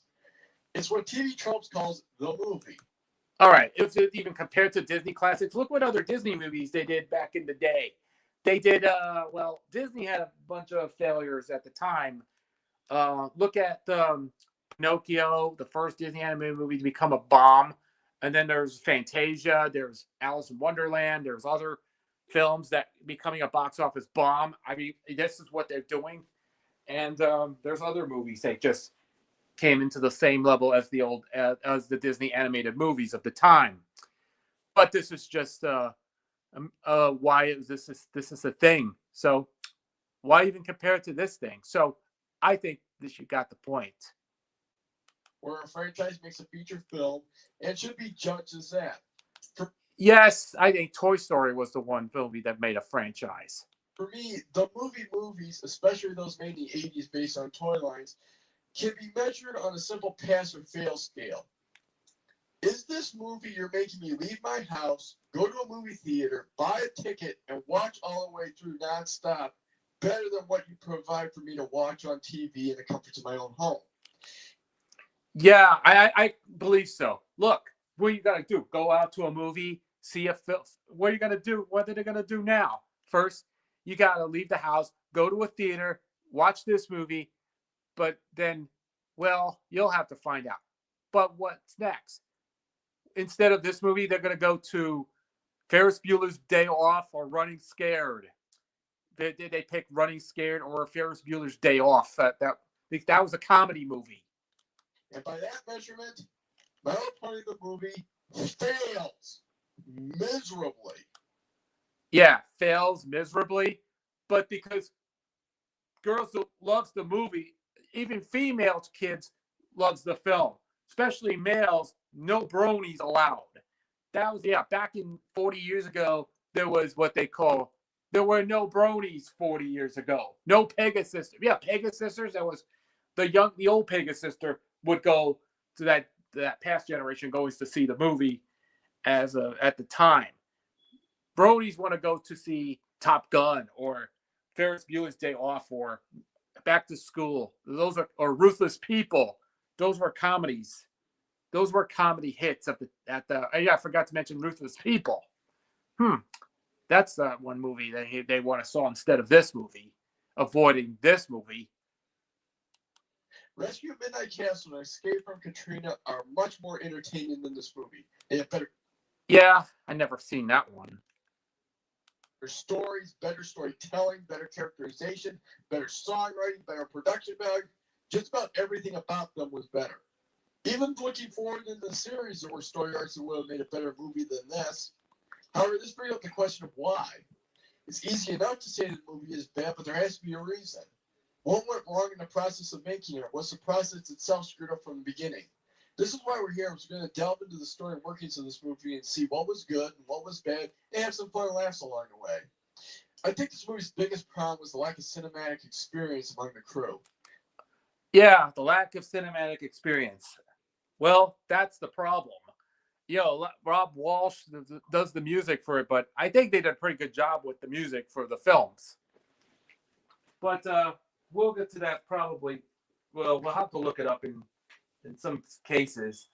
That I have to look this up and see what this is when we get to that. And yeah, it's basically, well, I'm just looking up in the box office hits June of '86 because that became the box office. Let me see if I find it correctly. Yeah, 1986 June box office. I want to go back to the box office. If you look at Box Office Mojo, if you look at the top movies of the time, Top Gun. The box office dominated by massive summer hits, with Top Gun leading the charts during that month. Iconic films like Ferris Bueller's Day Off, Back to School, Karate Kid Part 2, and Labyrinth were released. But not this one. That's nowhere near in the level of that. The credits almost perfectly match those of Escape from Katrina, which is a problem. Yeah. These are TV people, and TV people making a movie often don't realize that cinema is actually a different medium than television. There are certain things that you can do in television that don't work in a feature film. Yes. Oh, and by the way, George Arthur Bloom wrote the script. Yeah. That was terrible. Why was George Arthur Bloom wrote the script, written the movie, and why they did not do a very good job writing a script? What are they gonna do? Scrap it, rewrite it, or anything? They just yeah, and the casting's all wrong. Well, you know, if you failed, try again. Well, that's our point. That was the name in the credits. I saw Buzz Dixon want to include the G.I. Joe shipwreck and a little scene where he basically looks confused at the ponies flying by. He even said it would confuse little kids when they saw it at first, but when they were older, they realized how awesome it was. You don't do this in a movie. People are paying good money, and they don't want to see the movie stop for a random confusing scene that would make sense years later. This idea was dropped, but it gives you an idea that these people didn't seem to understand what they were making. I don't even think director Michael Jones knew that he was making a movie for theaters, period. The movie has random fade-outs and dramatic music breaks like it was going to commercial, which is rather jarring when the movie doesn't have any commercial breaks. Yeah, I told you. Yeah, they just screwed up Michael Jones. Who's Michael Jones anyway? I might look up Michael Jones. Or what are they called? Billy Paul's Me and Mrs. Jones? Yeah, I don't know what they're doing this thing. Who directed this movie? I don't know. I'm looking up some point because I'm thinking this is something I want to look up. Where's the? All right, I turn on the mute down.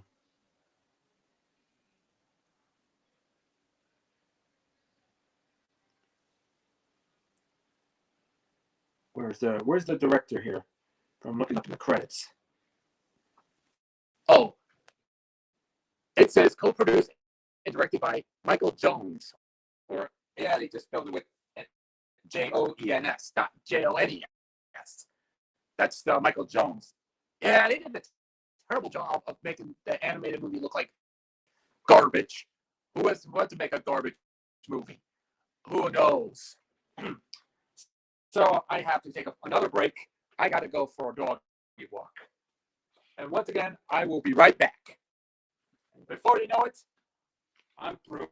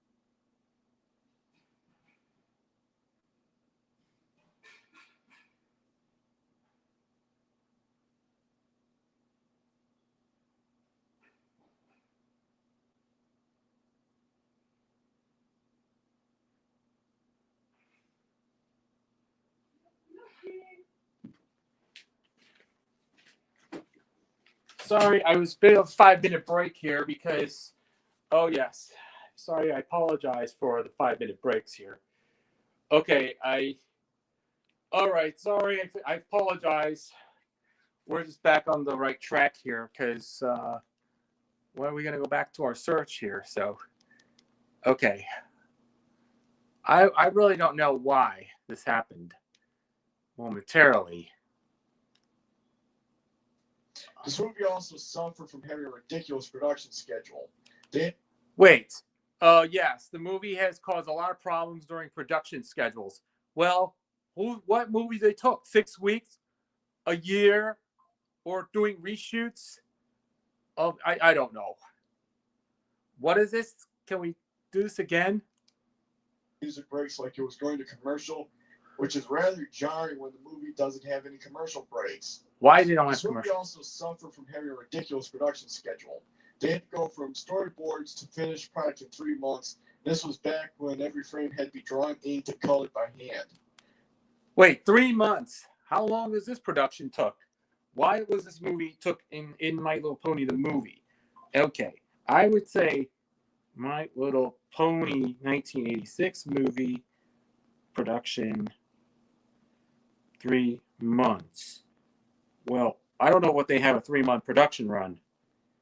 Okay, it's it's a rush productive. If you look at there's a little bit of a little AI overview in there. The movie is extremely short creation. Roughly 2.5 months was primarily in short, released in early June or probably late June to timely perfectly to coincide with the end of the school year. Well, that's because it came out just before the 4th of July. Animation Studio expected schedules managed having multiple animation studio work on the project, including Toei and, we'll get to that one. The fast turnaround ultimately drew criticism as audiences critics note that rushed timeline resulted in lower quality animation, flat and unpolished colors. That was the real problem when it comes to this one. To complete the schedule, Toei brought in a whole bunch of animators. Oh, this opened Toei. up a new problem of communication breakdowns. It led to the wrong ponies being in the wrong place at the wrong time, as not everyone knew exactly what they were drawing. Yes, if you remember that song from so it's Right Place, Wrong Time by Dr. Yeah, remember Dr. John? Remember that song from Dr. John?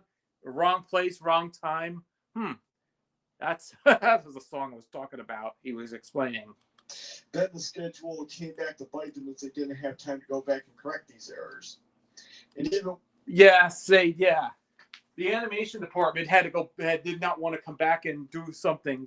Yeah, they want to do it. They did not want to come back and try again. They're going to do the rush production job. They're going to do like 3.5 months, 2 to 3 months to make. Yeah, the production started around March, I think, following Care Bears movie, the second Care Bears movie to A New Generation. But that's just the guilty pleasure movie. But why did they ever do this? The second Care Bears movie? Well, I don't know. With all this manpower, slipshod quality control, the movie was still unfinished. There were some final touches and effects which were not put in all scenes. And perhaps most tragic was the Twinkle Light ponies were supposed to have jeweled eyes because the toys had fake gems for eyes. But unfortunately, this was only added in a few random scenes. Instead, they had the base circle of the eyes where the gem would go most of the time.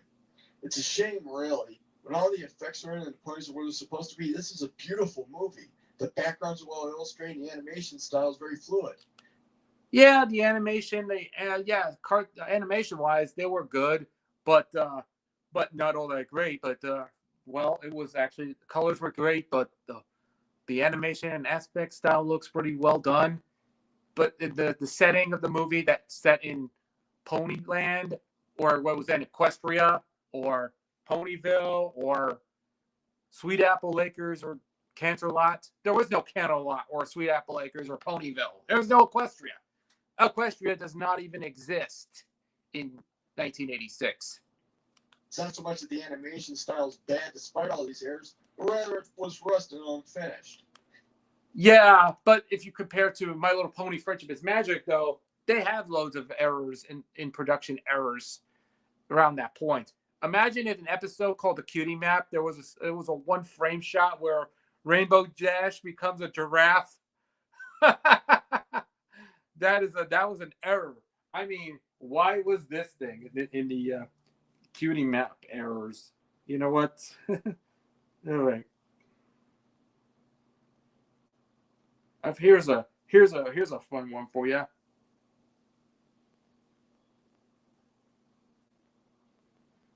Look at this.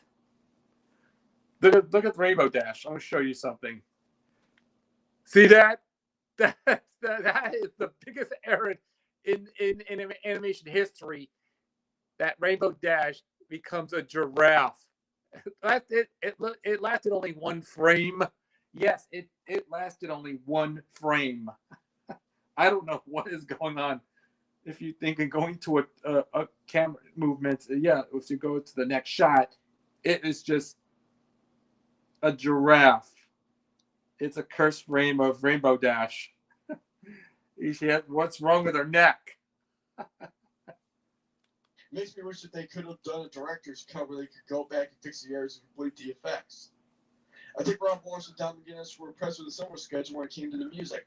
The movie sounds less scored than that they inserted music where they figured they would work in the scene. It seemed more generic and less like it grew organically from what was happening on screen. Most of it was also off of sheets written for the series. There were some points where they just inserted music from Escape from Katrina, and these parts are obvious because the quality of the music slowly goes up. However, even if the animation music were perfect, what makes or breaks the movie are the story and its characters. George Arthur Bloom, the writer of the movie and the specials that came before it, did not have the same scheduling issues as production crew.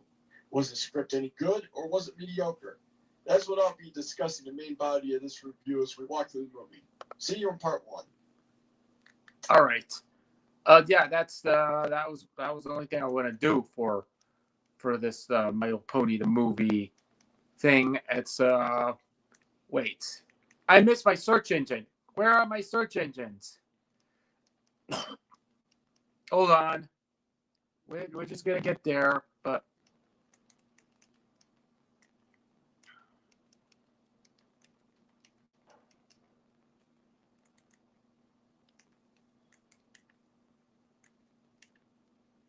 where is I have to, yeah, this is live, folks. This is our live stream, folks. We'll get to that momentarily because we're having some little bit of a technical glitch when we get to my commentary video. Well, because I missed my search engines if I missed. So what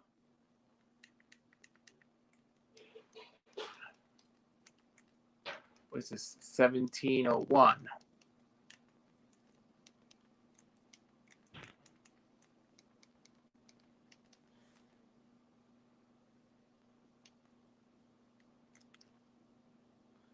Okay, we'll get to that very shortly. So I'm just going to do this right now. There's the ad. All right, there's an ad. I think the ad is right there because we're getting into the ad right now. And sorry for that. I apologize. Let's get to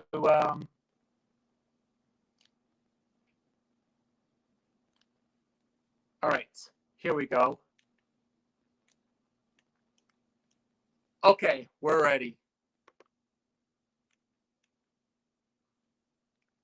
Oh, what the? Okay, we're ready. Here we go.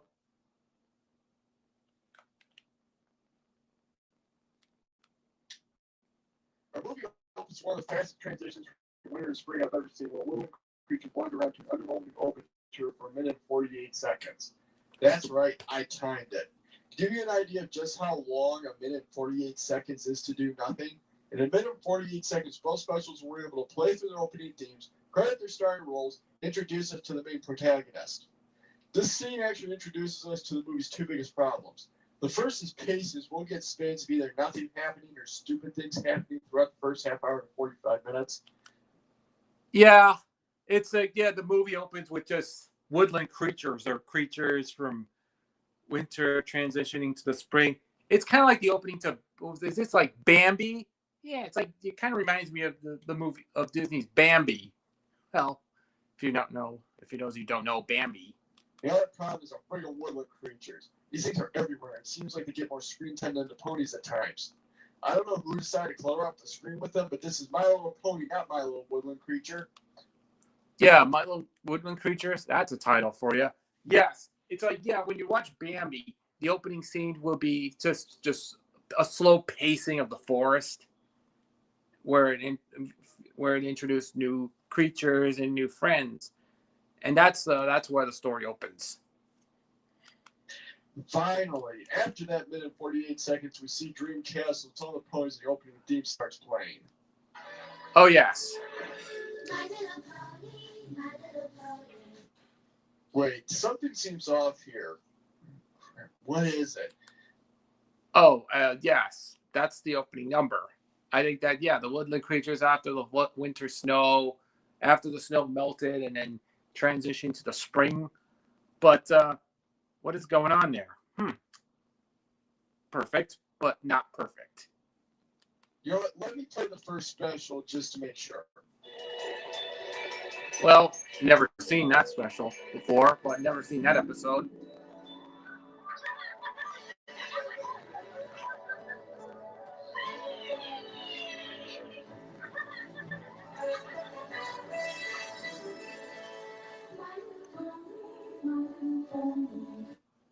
Oh, come on! Are you telling me you couldn't afford to get the backup singers from the specials for this movie? What? You just had to get one more pop song in the Transformers movie or something? Yeah, it's completely the theme music is different. It's different, like referring to the opening music to My Little Pony: Friendship is Magic. If you compare the intro, but to this, wait, yes, there might be some. Yeah, Generation 3 had some. Yeah, has some reference to the theme, but but take a listen to this. Well, if you want to compare to this, but what is this, you may ask? Let's find out. I'll show you something. My little pony, my little pony. I used to wonder what friendship could be. Until you all shared its magic with me. Yeah. That's the iconic intro. That's the opening. That's the actual iconic theme. But that's different, but it's quite, you might hear a little refrain at the beginning. So who cares? I know this is a minor gripe, but the opening theme just doesn't sound right with these kids as backup singers. Anyway, the party's preparing for the spring festival. As you can see, we got a whole bunch of them now, 30 in total, not counting the sea ponies. With all these characters, you'd think picking out a protagonist or two would be easy. However, I have to imagine Hasbro was afraid that if they picked out a pony or a few ponies as true stars of the movie, they would overshadow the others. We can't have that now, can we? So we don't get a protagonist just yet. Instead, we get this. Well, who do you want to forget this? Well, if it was the protagonist, what was the protagonist?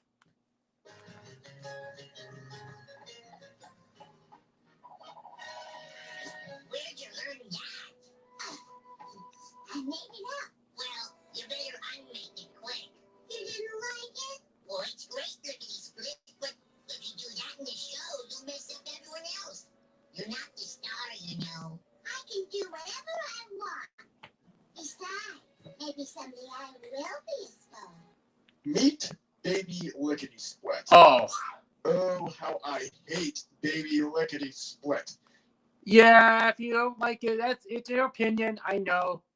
Well, I respect your opinion on the Lickety Split character. Okay, if you don't like it, I respect your opinion. She has to be hands down the most annoying pony of the group. She's selfish, arrogant, stupid, and just all around irritating. Michael Reeves even made her the instrument of the pony's near destruction when she wishes on a magic coin for it to never rain again, just because the cloudburst ruined a picnic. However, get used to her as about half the movie will be her being a little turd. Why, Joe Hurt? Why? Yeah, that's what the lickety split character was all came to be. Well, they're like doing the first up. You're not in Equestria. You're not in Ponyville. You're in what was this? What's the name you asked? Ponyland. Ponyland was the evolution of Equestria. So, after 4 minutes of being introduced to a grand total of one annoying pony and Spike, we shift to the movie's villains, if you want to call them that. Oh, the 3 villains. They're not the 3 Stooges. Rika, Drago, and Hydia. Me too. But you always get the way. Maybe you won't this time. Those versions tend to end even worse for the wolf, unless you consider vivisection by Dirty Axe a good thing. These are our so-called villains. The fat one's Rika, voiced by Rhea Perlman. Rika was voiced by Rhea Perlman. You know, she was from Cheers. Remember that show, Cheers, with Patrick Swayze and John Goodman? Well, if you've ever watched Cheers. Eating one is Drago, voiced by Madeline Kahn. They're the daughters of Drago was voiced by Madeline Kahn before she was in American Tail. Remember that movie? An American Tail that brought remember that character Fievel the mouse? I can watch that. I haven't seen an American Tail in like a long time. Hydia, voiced by Cloris Leachman. The trio Hydia was Cloris Leachman. Hydia's watching the ponies and reviewing fools, pissed off that they're all happy and such. Proving living well truly is the best revenge. She calls Rika and Drago up to complain about it. However, the two get into a fight. We learn Hydia's got an issue with being called Mama. And when I say issue, I mean a big issue. Yeah, if you called them Mama or yeah, if you want to listen to that, just if you want to say Mama, go listen to the Intruders. That song called "I'll Always Love My Mama." Remember that? Yeah, it's just okay. I want to show you what it is. The song. Oh wait, Intruders. I'll always love my mama. All right, I do not know. This is what I was talking about.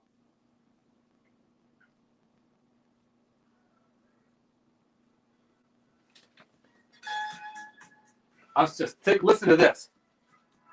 I'll always love my mama. She's my favorite girl. I'll always love my mama. She brought me in this world. That's the song I was talking about. I'll always love my mama. Yes, Mama. What did you call me? I'm sorry. These three are also prime for this movie. I forget who said it, but the villain is the most important character in your story. That's especially true when it comes to G1 My Little Pony. Without a villain or some clan, the ponies will gladly live peacefully. The villain is the one who makes it take action, and the better the villain, the better the story is usually. The Witches from the Volcano Group suck as main villains. They would have been alright as comic foils, maybe, but definitely not as main villains. They're not threatening in any way, especially when compared to what the specials had to offer. I mean, Hydia never once makes a personal threat of violence against anyone except her own daughters. In fact, they're more like that asshole neighbor in your neighborhood. You know, the one who tries to call animal control if your dog so much just looks at their lawn funny from the other side of the street. Hydia's pissed off because the ponies came along and made their nearby valley beautiful. She doesn't have to set one foot in her valley, but she can't stand them simply because they're there. This, the fact their daughters can't do anything about it, sends her into a song about how their clan spreads misery and mayhem just to do it because, well, that's what witches do, damn it. So after driving the pony home about being evil and malicious, Hydia sends him down to ruin the ponies' festival. Ruin their festival. That's your definition of evil and villainy? Tyrann captured ponies to turn them into mutant helpies and bring about Nocturnal Eternal. That's villainy. Katrina enslaved the race of talking tribbles and her best friend to make her drug. That's villainy, but she even has excuse for it because that was the drugs talking. You, the self-professed mistress of evil, wants to ruin the ponies' festival? That's not villainy. That's being a nuisance. Well, you think they'll do whatever they can. They want to ruin Ponyville? Why not have a thunderstorm or ruin a cancel a 4th of July celebration or anything like that? Look what they did. You know, last night they did a fireworks show in New York, but then right before the storm hits. Well, that's not that's well, that isn't. Oh, and speaking of nuisances, how would you want a dead baby in Super Bowl did not listen to Spike about not doing a Joe record step? Oh, if you're wondering where all the baby ponies comes from, considering all the ponies are mares, they come from mirrors. What? You think I'd lie to you about something like that? Yeah, mirrors and gentle coats, or fillies and gentle coats, or well, what do they call fillies? Fillies, gentle coats, mares, manes. I really like your mane. Anyway, Buttons comes on and introduces the chorus line. Our baby Licky Split comes on was probably the loudest piece of ponywear available. When she tries her step, knocks everyone over. Buttons has the curtain brought down and chews out baby Licky Split for spoiling the whole number. Good on Buttons. Baby Licky Split runs off crying and starts singing that song. Yep. All right, I'll come right back. This is live. Yes. Yes. No, it's okay. It's turned off because we don't need the boil on. Looks like the dinner is almost ready. They're having some little dinner yet, so I'll have to come right back. This is live video, folks. Okay, get back to it. That's perhaps the worst song in the whole movie, if not the entire franchise. What's really funny is Alice Clayton, the woman voicing Baby Lickety Split, is performed on Broadway. I kid you not. Alice Clayton. Wait, who the heck is Alice Clayton? Okay, Alice Clayton.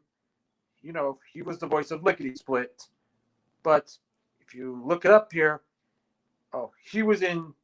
he first started in movies like The Lost Saucer, Legend, National Lampoon's Lemmings, Doug's first movie, Felix the Cat the movie. That's an underrated gem, and the Croft Super Show, created by the late great Sid and Marty Krofft. That was back in the 70s. That's a 70s program for you. This on Broadway. All the scenes laughably bad. The animation's actually quite As the Drifters would say. stuff George happening in the Benson song. would say that. Screenplay performing a comprehensive song in the line got a chuckle out of me. However, the best part was when Baby Lickety Split empties a large drawer into her bag and then throws the drawer in itself. And when the bag's too heavy, she takes out a feather to make it light enough to carry. The animation really steals the number. However, it also makes clear just how much of an asshole Baby Lickety Split is. Spike trying to warn her running away is not a good idea. However, she physically and verbally abuses him throughout the song. I don't know why they made her a main character. She's probably the worst point to represent the brand. Baby Lickety Split runs off, and Spike, being a masochist, tails her after leaving a note. Meanwhile, Rika and Drago have shown up at the festival. To prove just how incompetent these two are, they don't even know what dank means. They look it up in their spell book to mean wet. Well, actually, it means cold and humid, but who's keeping track here? They head to the waterfall to flood the place. Drago reads the spell, but upside down, to further prove just how stupid they are. When she reads it right side up, the waterfall goes like gangbusters, but a couple of baby sea ponies use a shove to deflect the water back at them. Yes, it's literally child's play to defeat the witches. They splash into the festival and complete their humiliations. The ponies laugh them away. Back with Baby Lickety Split and Spike, they come to a canyon with water. Wait a second. Baby Lickety Split says that this is a good place to be stupid. Yeah, it's what the cheese sandwich would say. Dare to be stupid. Dare to be stupid. Dare to be stupid. Please for what? Oh, my feet are killing me. It's fly, like Wind Whistler and North Star. But they're Pegasus ponies. You're just an earthling. You can't fly. Wait, they ever can't fly? Like a Baby Lickety Split never flies. He flies like what is this? Dumbo? Yeah, they have these little things called wings, which you lack. However, Baby Lickety Split won't let a little thing like Logic get in the way of being an idiot. She jumps off the cliff and falls in the water, taking Spike with her.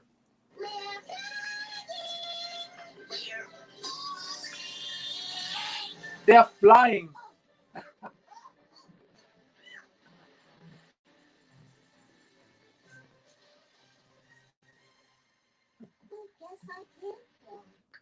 What a shock! Dumbass. ass. Yeah, it was just a bummer. Imagine if you watch Dumbo. You remember Dumbo? Yeah, it's when they brought the magic feather, the black feathers, and they were trying to pretend it was going to fly. An elephant wants to fly. They turn a baby elephant into a flying elephant. Remember that? That was movie. That movie's from 1941, to be exact. Back with the ponies, the others find Spike's note. Magic Star and Gusty decide to go find her, and Shady also nags them to come along, and Magic Star agrees. Oh no, Shady's nothing but bad luck. If Gusty's voice sounds familiar, that's because she's voiced by Nancy Cartwright. That's right, before she voiced Bart Simpson, she voiced a white unicorn. They decide to talk to the Bush Boys to see if they know where she is and head off. Meanwhile, Hitty is in her natural state of being pissed off. Her dingback daughters can't even live up to her low standards of villainy. Malavia over at Nectar Heights. Her and Nectar may Easter suddenly come up on a Tuesday. That makes her just as powerful as the NFL, and just as evil. Idiot decides to unleash the Smooze. The Smooze is an ever-expanding glob that smells everything in its way. Idiot says it wiped out an entire kingdom. It's basically the ultimate witch weapon. However, that begs the question why she didn't use it earlier. I don't know, but she'll use it now. However, they're going to have to gather the took a list of disgusting stuff to make it. The list includes something called Flume, which scares the crap out of Rick and Draggle, but we'll get to why in the next part. They don't want to get to Flume, but Hitty insists. After a short interlude to show Spike being a lickety split are trapped and being lickety split as insufferable as ever, we get to Rick and Draggle. Oh yeah, what they transition to some sort of like a soap opera, I believe. They try to convince each other to get it in a song. Basically, they say they'll get everything else. This is another case of the animation doing the show with all sorts of off-the-wall stuff happening in the background. The song isn't all that great, but seeing Draggle trying to get the alligator off her. The Dirty Work song. In the end, neither gets the Flume, and it somehow got off the list. It's like a lie to Hitty and take what they have back. And it's not like she won't find out and get pissed off. Meanwhile, Spike and Baby Lickety Split are still trying to get out and feeling miserably. Frankly, Spike should have just left her down there and tried to get out himself to get help, but that would make too much sense. Magic Star and her group in the meantime have arrived. Spike and Baby Lickety Split try to get their attention, but the waterfall's too loud. So Shady's complaining. I don't know why people like Shady. She just rubs me the wrong way. I mean, it's like they were going for a boomer character, but they went completely overboard. Her fretting over the worst possible and sometimes worst impossible scenario of everything is grating, and I honestly don't feel sorry for her. Though the one episode where she gets her vindication is so terrible that might have something to do with my view of the character. Oh, apologies with the microphone. Yeah, Lickety Split was trying to find the other ponies, and then, there was nowhere to be found. Oh, I knew you shouldn't have come. You took the words right out of my mouth, Gusty. Gusty. Bush Boys must have moved. They now live in a gopher hole, and their leader must have gotten his hair dyed blue.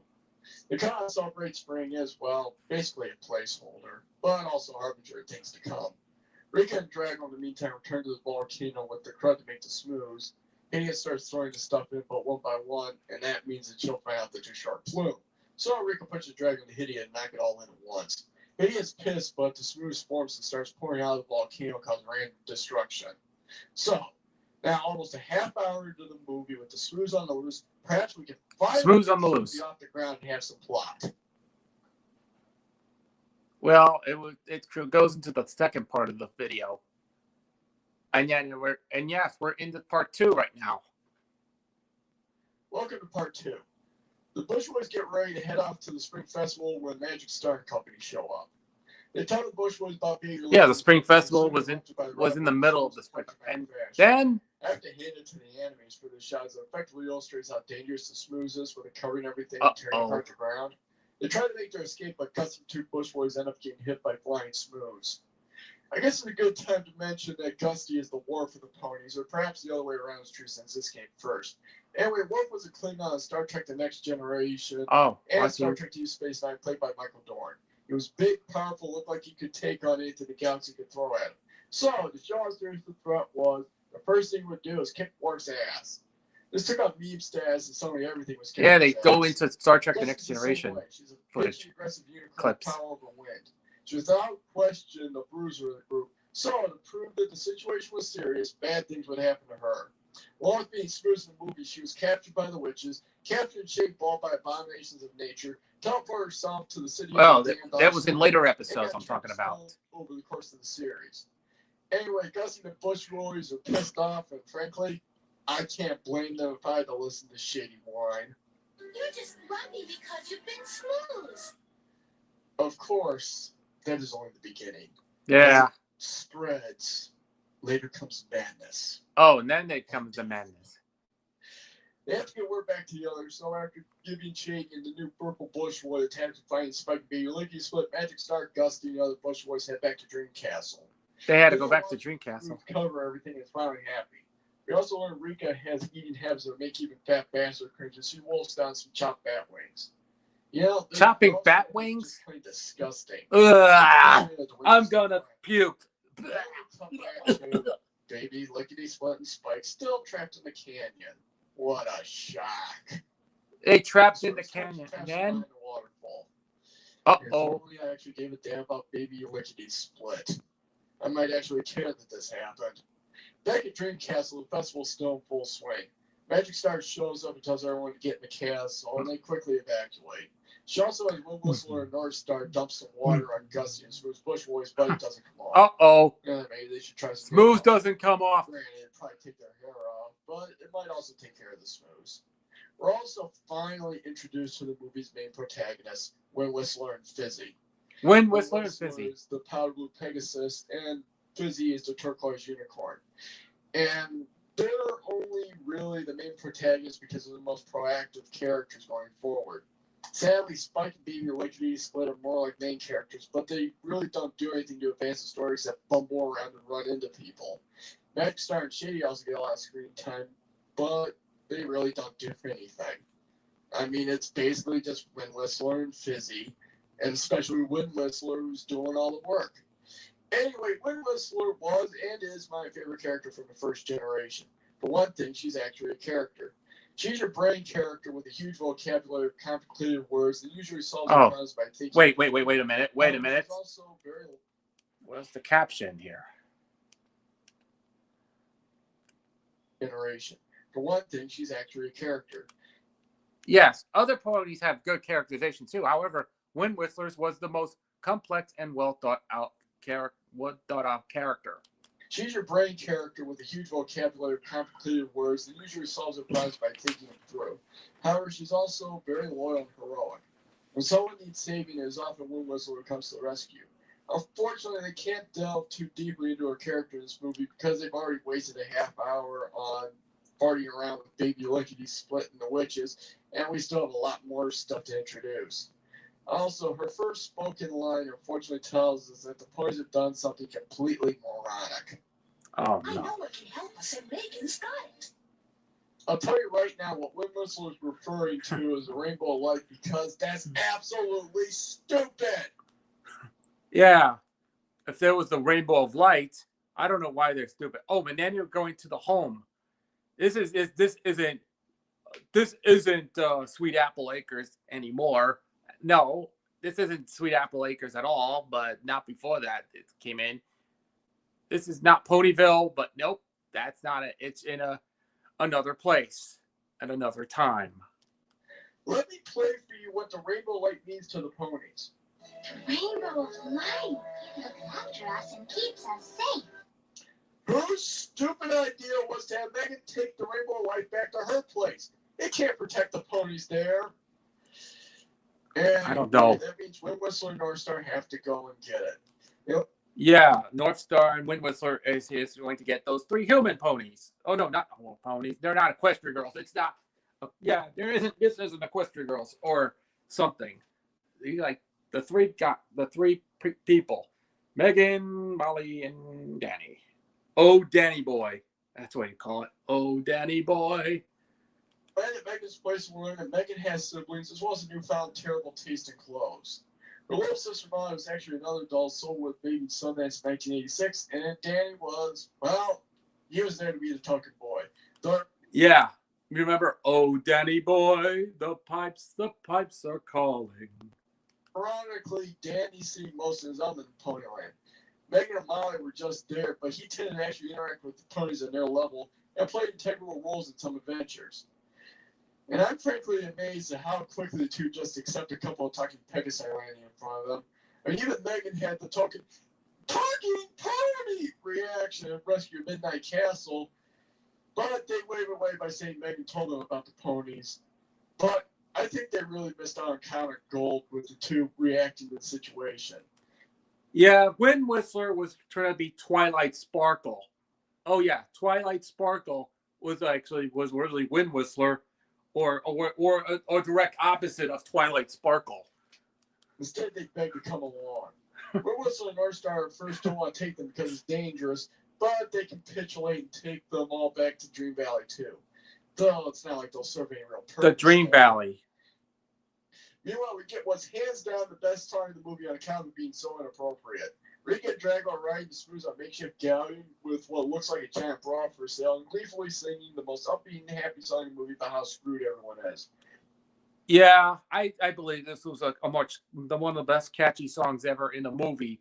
It sounds like every time you hear "Nothing Could Stop the Smooth" was the song.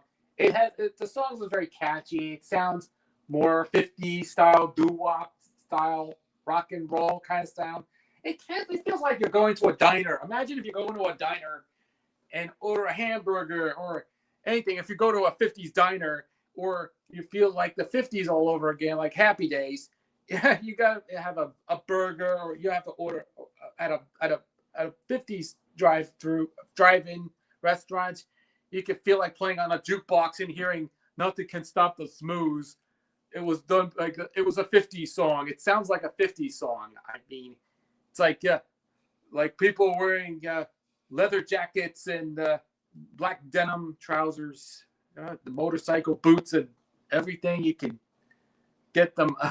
Yeah, it feels like it was like, remember that song "Lost in the 50s Tonight"? Yeah, that song was that was a great one. But who cares? This song was used in the Abridged series for crying out loud. If that's not a testament to how so bad it's good the song is, I don't know what is. The Smooth overruns Dream Castle, and it should be known not one woodland creature gets smooth in all this. Yeah, ponies can get smooth, bushwhacks can get smooth, but God forbid any of the screen clutter gets smooth. When Whistler and company arrive too late to save Dream Castle, however, they release Rainbow Light anyway, and it does what it does best. Kick some ass. Oh. I mean, this thing has to be the Mr. T of rainbows. It starts tearing into the Smooth immediately, and even when the Smooth swallows it, it explodes inside and takes a crap load of Smooth down, and then simply reconstitutes itself. Everyone cheers, and Danny starts taking pictures, though I doubt he could ever show them off, especially him cheering on Rainbow, even if it does kick ass. Rick and Drag, on the other hand, know that they're screwed as the Smooth doesn't have any flume, that's probably why it lost. So they retreat out of the frying pan and probably into the fire. The Rainbow White continues to kick Smooth's ass until Smooth unleashes the fist. He grabs the Rainbow and drags it under, and apparently exploding and reconstructing yourself is a one-use attack, as Rainbow White can't escape this time. However, the fight ends up in a draw as the Smooth stop dead. Kitty, in the meantime, threatens Rika and Drago with the horrible punishment of eating ice cream. They don't tell her why the Smooth lost. All right, I know. Yes, first up, we just know what my opinion is. Yes, they're trying the Rainbow Light to take the Smooth down, and it never happened. They grabbed it, and then they just. But what happened was the Rainbow Light was hiding in the Smooth. So, wait, Rainbow Dash? Rainbow Dash wasn't in the movie. Okay, Rainbow Dash was not in the movie. All right. In the movie. Okay.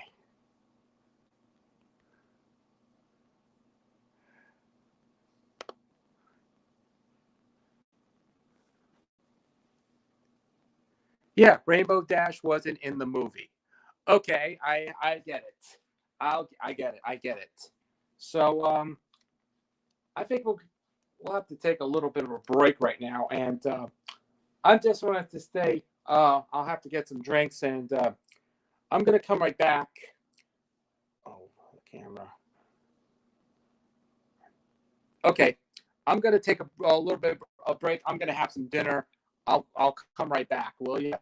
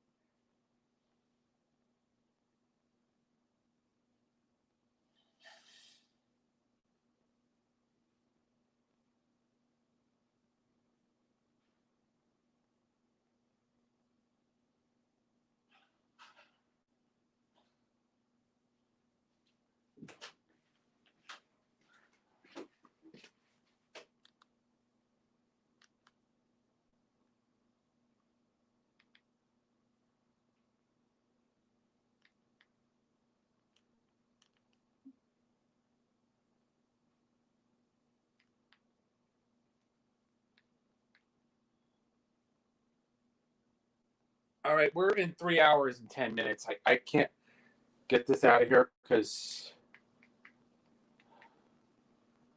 All right, so we're in the middle of the review right now on my commentary. This is live video, folks. I'm sorry if I apologize for like 15 minutes back. So I just wanted to tell you guys, yeah, I had dinner. So, all right, I had dinner. So let me tell you, I still have dinner, but hopefully I would. I apologize for. I just had dinner because it's a delicious food. I have pasta, marinara sauce, and cutlets. That's it. So let's get back to the little commentary here. Lost. I honestly have to learn if they took the "we're evil, so we hate everything that's good" thing too far. And perhaps they should have spent less time on the witches so that we wouldn't care. They eventually tell her that they forgot the flume. She takes it pretty well. Well, the flume. The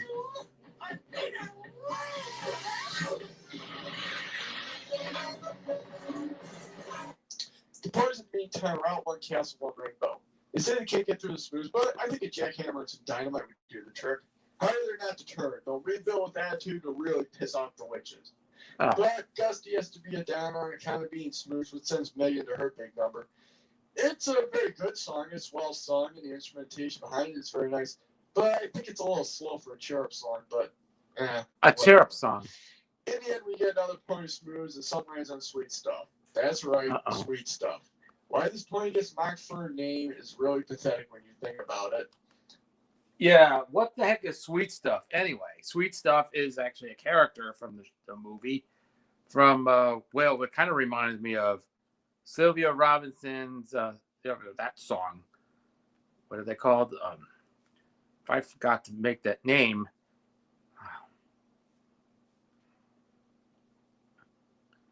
Kind of reminds me of that song by Sylvia, the Sylvia Robinson or Sylvia, the woman who did that song. Remember Pillow Talk? That came out in like 73. I think it was 1973. I cannot believe this is true. Oh goodness. I want to take a listen to this.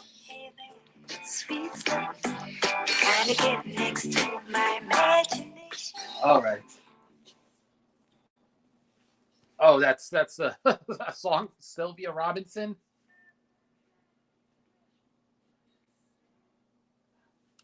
I honestly hope the people who do mock her don't turn around and defend the more hokey names of Transformers and G.I. Joe. I mean, it's her name. Just deal with it. It's important to note at this point that the toys are ready to rebuild for what happens next. They fear that the witches will send more smooths after them, so Megan, Fizzy, and Moon Whistler go to talk to the Moon Chick. Remember that. They're going to see the Moon Chick to ask them about stopping the smooths as well as de-smoozing Gusty and the others. Yeah, de-smoozing and very important very soon. Yeah, de-smoozing and all this. You want to see the Moon Chick? Okay, the Moon Chick is just right on the corner. They're trying to find some help. Rika and Drago, in the meantime, go to get the flume, and we see why they're so scared about it. The thing they have to get flume from looks like a triple beat within an inch of its life with the ugly stick. It must have been one of Michael Jones' fever trains. That's all I can think of. It looks disgusting. The way it moves is disgusting. Even the sounds it makes are disgusting. I'm still not sure if those boils on it are eyes or not.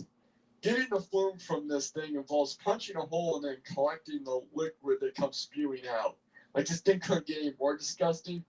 I've heard the scene was cut out of the releases in some countries, and frankly, I can see why.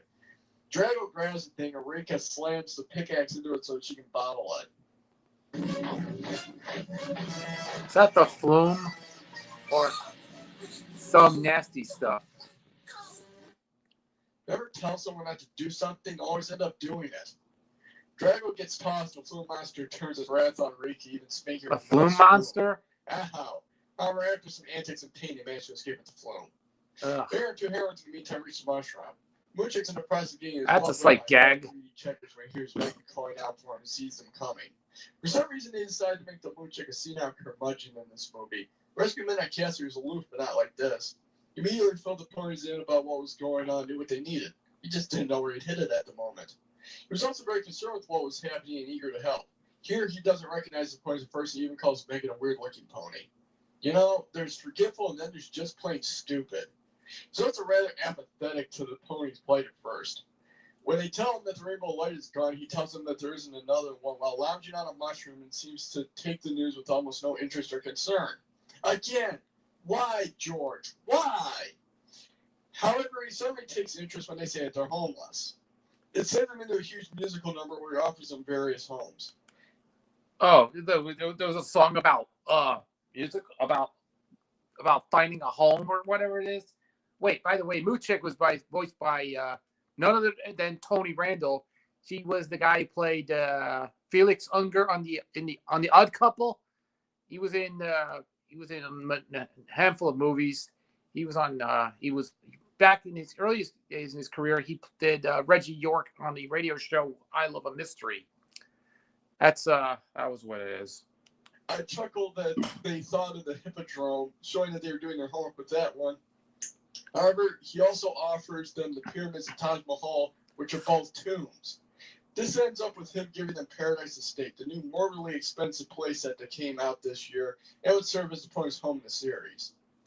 This is where I want to talk about advertising movies and TV shows. In my opinion, the quality of advertising is how well does it fit into the story.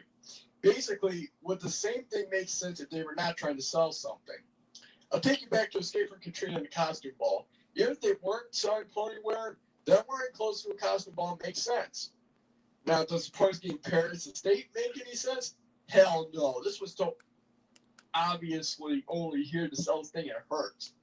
Wait, is this talking about commercialism in the movie? Would they talk about commercials in the movie? Well, Paradise Estate is like some sort of a playset they use.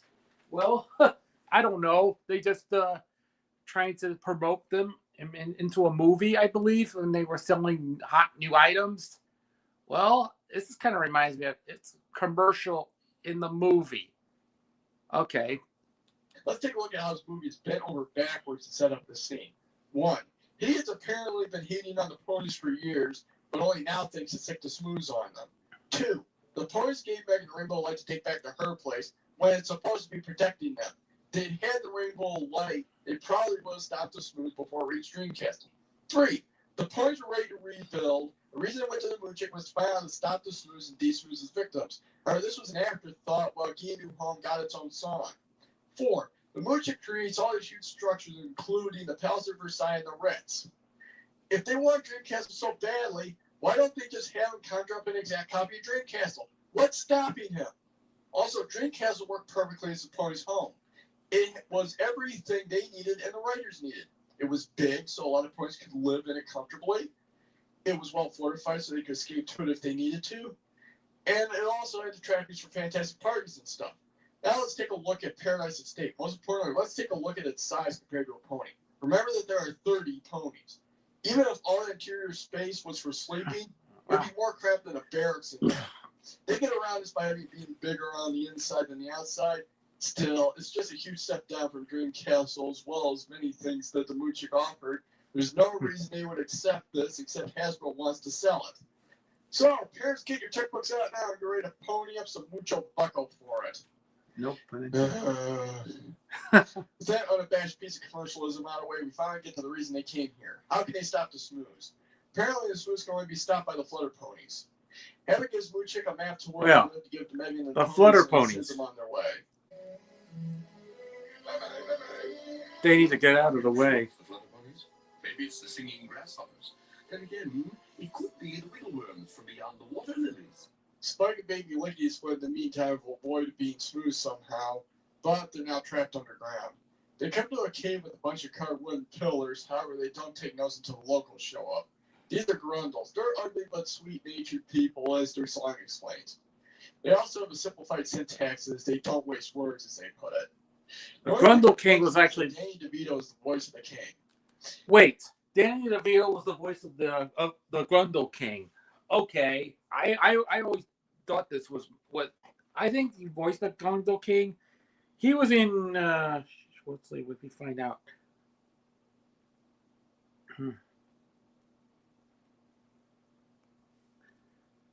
He was in. Oh yes, he played Sam Stone in Ruthless People. That's right. He came out. Both this and Ruthless People came out that same year. What a joke. Why did he actually want to be in this? Yeah, the voice of the Grundle King and the guy he played Sam Stone. Yeah, that's right. He starred in 2 movies that came out that year. It was this movie and Ruthless People. I never seen Ruthless People. You might have noticed his name coming up in the credits as a starring role. That's right. He shows up about halfway through the movie and speaks a few lines of broken English, and he's considered a star. Hell, his lines are so scant they probably could have had Orson Welles doing the while he's voicing Unicron, and he probably would have asked for extra payment. Actually, that probably would have been pretty cool. I have summoned you here for a purpose. Anyway, these 5 are the stars of Grundleland, which explains the video that got smoothed earlier. They actually have a running gag in this tragedy, believe it or not, as Grundles burst into tears whenever someone mentions Grundleland. The opener came to the outside world so Spike Baby Lickety Split could get out. However, they come out to find Smooze everywhere. After a short connection, the Grundles decide to take them back home, and if this description seems jumbled, that should give you an idea what this scene was like. In a short scene, Hydia gives the Smooze the flu and it reawakens to start to spread again. The toys, in the meantime, are praising their new home. I guess Megan, Fizzy, Wind Whistler neglected to mention what they passed up. However, the Smooze is on the loose again, so Wind Whistler and Fizzy head to Flutter Valley, with the humans and Magic Star tagging along. Hydia sees this interview and Pool's not happy. She tells Rick and Drago to go get Og. We then randomly see what Shady and the new Purple Bushwhaler are up to. They're still looking for Spike Baby Lickety Split, but they aren't having much luck as they've been underground until recently. Because we haven't had enough Spring Whiplash yet, we then go to Rika and Drago delivering a disgusting pile of slop to Og. Credit where credit is due, this scene works as we never see Og. We just hear him groaning and a limb grabbing the slop. It sets the stage for when we finally see him. Then we go back to Shady and the Bush Willie, and they're crying because they suck. However, we do get the best dialogue of the whole movie. I guess I'm a failure. A failure.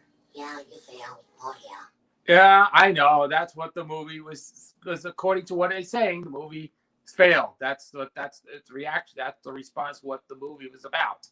Fail. The then after the run is more Smooth is coming. This is where I'll leave it off for part 2. Check out part 3 where Wind Whistler and company search for the Flutter Ponies.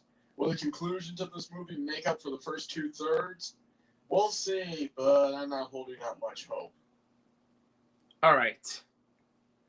We're just gonna go to the next part of the video. Let's see what this is. This is My Little Pony movie part 3, the final one. We're to part 3, and finally, this movie starts getting good. We have a plot and some characters to deal with that plot. Frankly, the last half hour of this movie is what the last 75 minutes should have been. We shouldn't have wasted our time with Baby Lickety Split being stupid and insufferable, or the witches being ineffective villains, or the stupid screen clutter. The vast majority of this movie should have been the adventure to find the Flutter Ponies. Anyway, Wind Whistler and company arrived at a field of huge sunflowers. They can easily get lost, and Wind Whistler guided them through from the air. Everything goes fine until the Smooth shows up. They run for it, but Megan trips. She says she'll catch up, but the Smooth cuts a chasm in front of her to trap her. Another chasm opens up in front of Fizzy and Magic Star, so Fizzy teleports over Magic Star. Wait, Fizzy is like Twilight Sparkle. Take it out, but Wind Whistler has to go back for Megan. And here is why I said Wind Whistler and company. It seems like Wind Whistler is the only one in the group who actually does anything. Megan tries to catapult herself across the chasm Bailey makes and is holding on by her fingertips. She falls in, but Wind Whistler comes in to save her just in time to avoid the Smooze.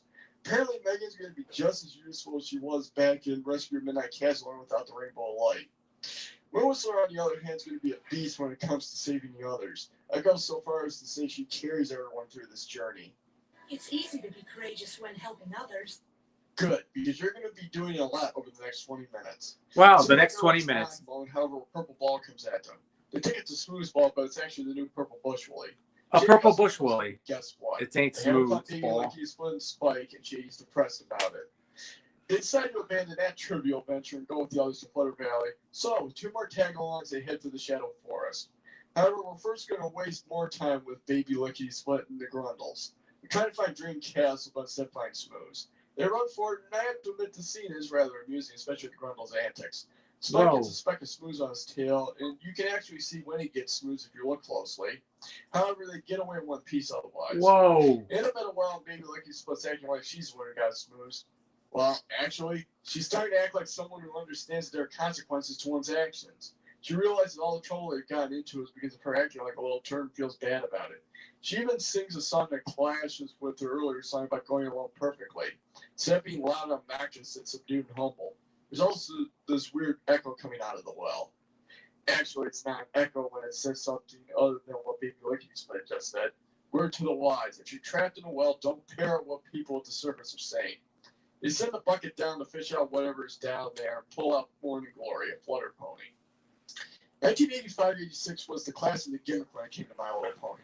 We were introduced to the so-soft ponies that were covered in flack. Wait, yeah, soft ponies. This looks like a normal ponies in the movie in the series, but we're fuzzy in the commercials. Can't see that texted here, but who cares? Yeah. The twinkle-eyed ponies that had fake gems for eyes. The baby ponies with Betty by eyes that closed their eyes were laying upside down. The well. Actually, it's not an echo when it says something other than what Baby Lucky just said. Word to the wise, if you're trapped in a well, don't parrot what people at the surface are saying. They send the bucket down to fish out whatever's down there and pull out Morning Glory, a flutter pony. 1985-86 was the class of the gimmick when I came to My Little Pony.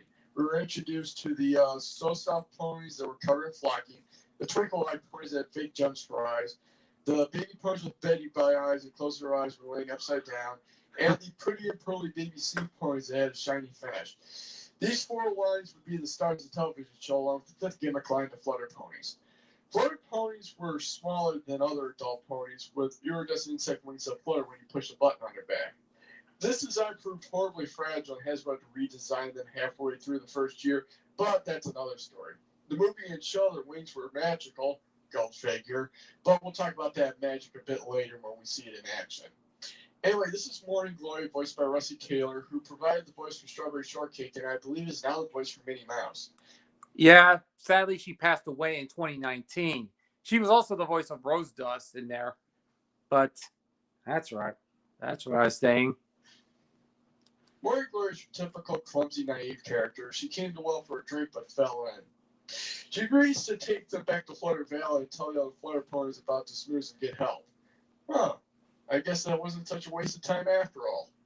Meanwhile, our heroines and hero are taking highway through Shadow Forest.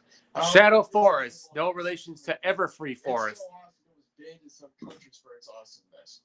Shadow Forest is your typical spooky woods. Danny teases Molly about being scared. However, Karma's a bitch. It's a little while later, a branch falls right behind him, scaring the living crap out of him. Oh, I believe. Nothing to be frightened of. Now, if it was Pine, then we'd be in some deep horse apples. Molly makes fun of Danny. Or little green apples. Probably would have killed him if it had landed on him. They try to get their bearings when things go from spooky to epic. Okay, who played the Eds Vent Rage card? Personally, I love this scene. This is what the movie should have been. Not this, or this, and definitely not this. This scene is just plain great with its action and ability to surprise you at every turn. The root hand reaching out of nowhere gave me a start when I first saw this movie. The animation was also particularly well executed with attention to the emotions of everyone and how they moved while dodging. The trees themselves were also pretty damn scary in their design. I do have to point out that the trees stop and just sit there and watch while Wind Whistler saves the Bush Willie. She must put out the same force field while saving someone that the Super Sentai teams do when they transform.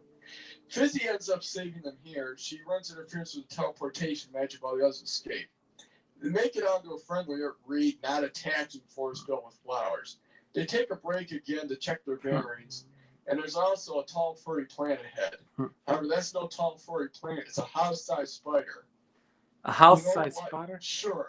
They just escaped a bunch of Ents and they're heading to Ponyline's version of elves. So why not throw in the love child of Skilab and a Cyclops? This is Og, the thing Rick and Draggle had to wake up. He's voiced by Peter Cullen. I doubt I have to tell you who else. It's Og, the the big spider. They recorded this before or after they recorded Death of Optimus Prime in the Transformers movie. Because I can't help but smirk at the thought of him finishing that dramatic death scene and someone saying, "Great job, Peter." Now, all right, I know it's Og, the big spider. It looks like it came out of a big creature from the what's this? That from one of those 50s science fiction monster movies. I don't know if you remember the 50s. That was a great year, a great time for monster movies. The 50s that looked like Godzilla or was it King of the Monsters? Well, or any other monster movie or Gamera or any other monster film of the 50s and 60s. Well, if you don't know, that doesn't fit well with these. Go over to the My Little Pony recording studio and give us some roars for a giant spider. Faced with a giant spider voiced by Peter Cullen, everyone hides in the nearby cave. The ugliest thing I've seen. Reminds me of your friend Lori. Does not. Being one half of a sibling rivalry, I got to admit I did laugh at the interaction between Danny and Molly sometimes. There's no other way into the valley, so they need to get Og out of the way. Danny gets the idea to distract them with fruit snacks, and while this works, the web is too sticky to tear down, and they end up retreating into a ditch again. Well, yeah, I don't know why they think the spider web is sticky. If you remember the 1910 Fruit Gum Company song, remember that song, Sticky, Sticky? Let's see what they call Sticky, Sticky. I cannot believe it was Sticky, Sticky. All right, but we're just running through the ads right now.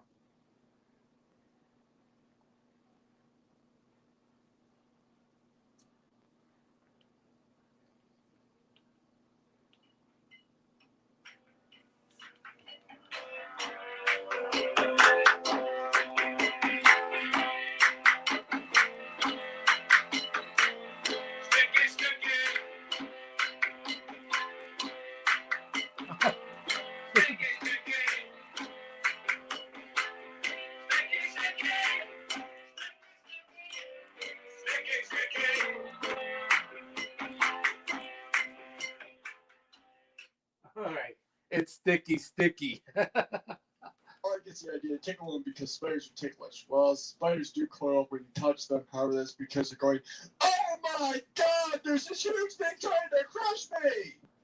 However, like any better ideas, they grab some cattails that are for some reason growing in a rocky ravine, even though they live in wetland, and start tickling.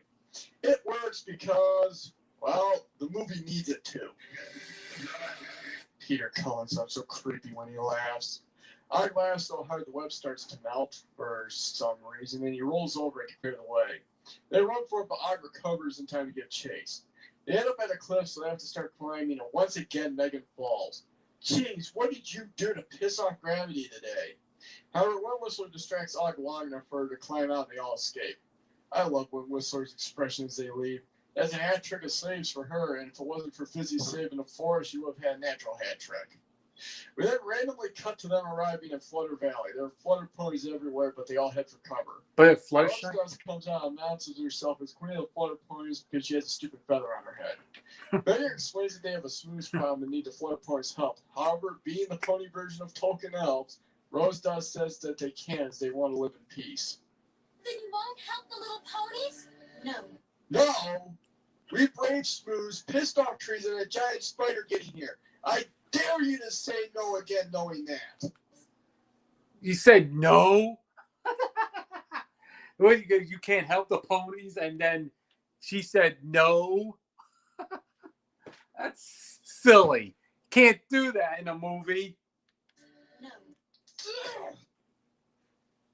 It's at this point that Morning Glory and the others arrive. They try to convince Rose to help by shoehorning in the moral of the movie. Everyone should help out everyone else when they need it. Being the moral of the movie, it puts Rose Dust on the defensive. She has to think about it a bit more. Meanwhile, the witches aboard the SS Cleavage witness the final destruction of the parties firsthand, and it certainly looks like the case of the smooth surrounds Paradise Estate. Bud's only suggestion is to close their eyes and think happy thoughts. However, the Florida ponies arrive with everybody else. Yeah, it's like Florida ponies waste no time getting to work with their special magic to hilariously on the defensive, she has to think about it a bit more. Meanwhile, the witches aboard the SS Cleavage witnessed the final destruction of the parties firsthand, and it certainly looks like the case of the smooth surrounds Paradise Estate. Button's only suggestion is to close their eyes and think happy thoughts. Yeah, it's kind of like Peter Pan. However, the Flutter ponies arrive with everybody else, and the bloated ponies waste no time getting to work with their special magic, the hilariously named Utter Flutter. Utter Flutter. Fans of course, a magical wind not even the Smooths can stand against. As they That start gives Utter grabbing Flutter. the Smooths, Hydia knows they're in trouble. However, the Smooths won't go down without a fight. It has one more weapon up its sleeve, the PDS, Proximity Detonating Smooths. However, not even the PDS stops the Flutter ponies as they eventually start pushing the Smooths back. Should be noted that there were only 6 Flutter ponies made this year. However, just 6 of them pushing back the Smooths would have been ridiculous even for this movie. So to make it look like they had an army of them, they had some with the color schemes of other ponies. They did the same thing with the Seed ponies in Rescue Midnight Castle. What's funny is that there's one based on Buttons, including her main streak. As the Smooths push back, they uncover Dream Castle and free the Rainbow of Light. They also de-smooth Gusty, Sweet Stuff, and Bush Willie. Ponies. Wow. What's that? Sweet stuff. Insert your stupid jokes here. Now free, the Rainbow of Light grabs the witches and gathers up the Smooths to drop them back in the volcano. Even though it does this by taking the witches on the worst tilt-a-world ride ever, they don't seem any the worse for it. They still have the wherewithal to beg for their pathetic lives. Please put us down! Don't put us down!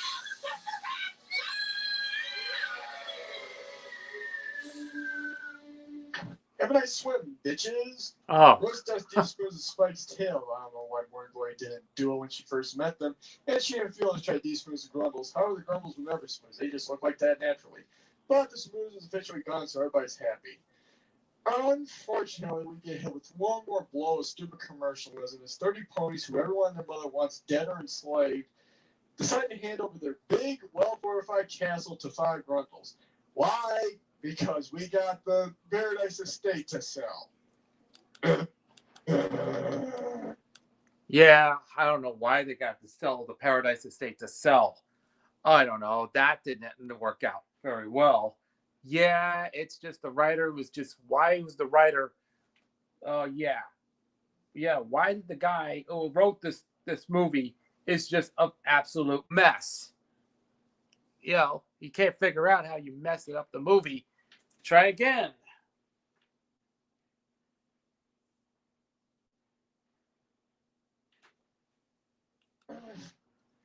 Then gives the ponies back the Rainbow Light like it should have been all along. We'll whistle North Star take her, Danny, Molly home to finish the movie. Yeah. What a way to end a very disappointing movie. Well, we watched all the way through, and that was it. I couldn't believe this is what had happened last week. I did a live stream. So, anyways. Now that we've gone through the movie, what can I say to sum it up? Well, I believe I have to mention I've been astounded by some of the reviews I've read about this movie. Strawman has a point doesn't begin to describe the anti-fan dump oozing from these reviews. You'd think you'd catch lepers from watching this movie the way these people describe it. Now, I know I said everyone is entitled to their opinion, but these reviews would be like someone complaining about the Lord of the Rings movies because the main characters were hobbits. Oh. Also, the fact that these people would then go into their boards and bask in the praise from their fans for surviving this movie sickens me. That suggests that they weren't reviewing the movie, but rather bashing it. They started out with the full intention of hating on this movie solely because it exists and not on its merits. As a reviewer, I personally find it to be an insult to the craft because it does a disservice both to the material and the audience. There's no argument that this movie had its fair share of problems. However, when compared to the company keeps as an 80s movie based on a toy, it was actually one of the better ones. I know I said it failed to live up to the standards of the specials, but that's because the specials were just so good the people involved could have done better. Still, if you go into it thinking it'll be what the ass will say it is, I think you'd be pleasantly surprised. There's just something about this movie I can only call endearing. I know I spent all this time complaining, but I can't outright hate this movie and the characters in it despite all its flaws. Even Baby Lickety Split ended up redeeming herself somewhat.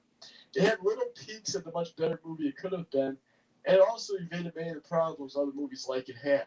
It had few plot holes and actually a rather cohesive story. It was just an uninteresting story. I think that makes it easier to slip on the nostalgia glasses, push aside the problems, and just watch the movie. Though I have to say, it is a much better small screen experience than big screen experience. I think Hasbro should have just put it on VHS. because the ability to fast forward through the more dragging parts of watching pieces is a big plus.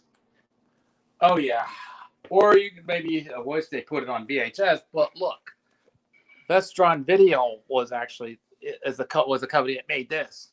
Who could blame that? Anyways. Fortunately for My Little Pony and Friends, it came out quickly enough that Hasbro couldn't think about it after the abysmal reception the movie got. The series would be more successful, though that's not exactly a big accomplishment.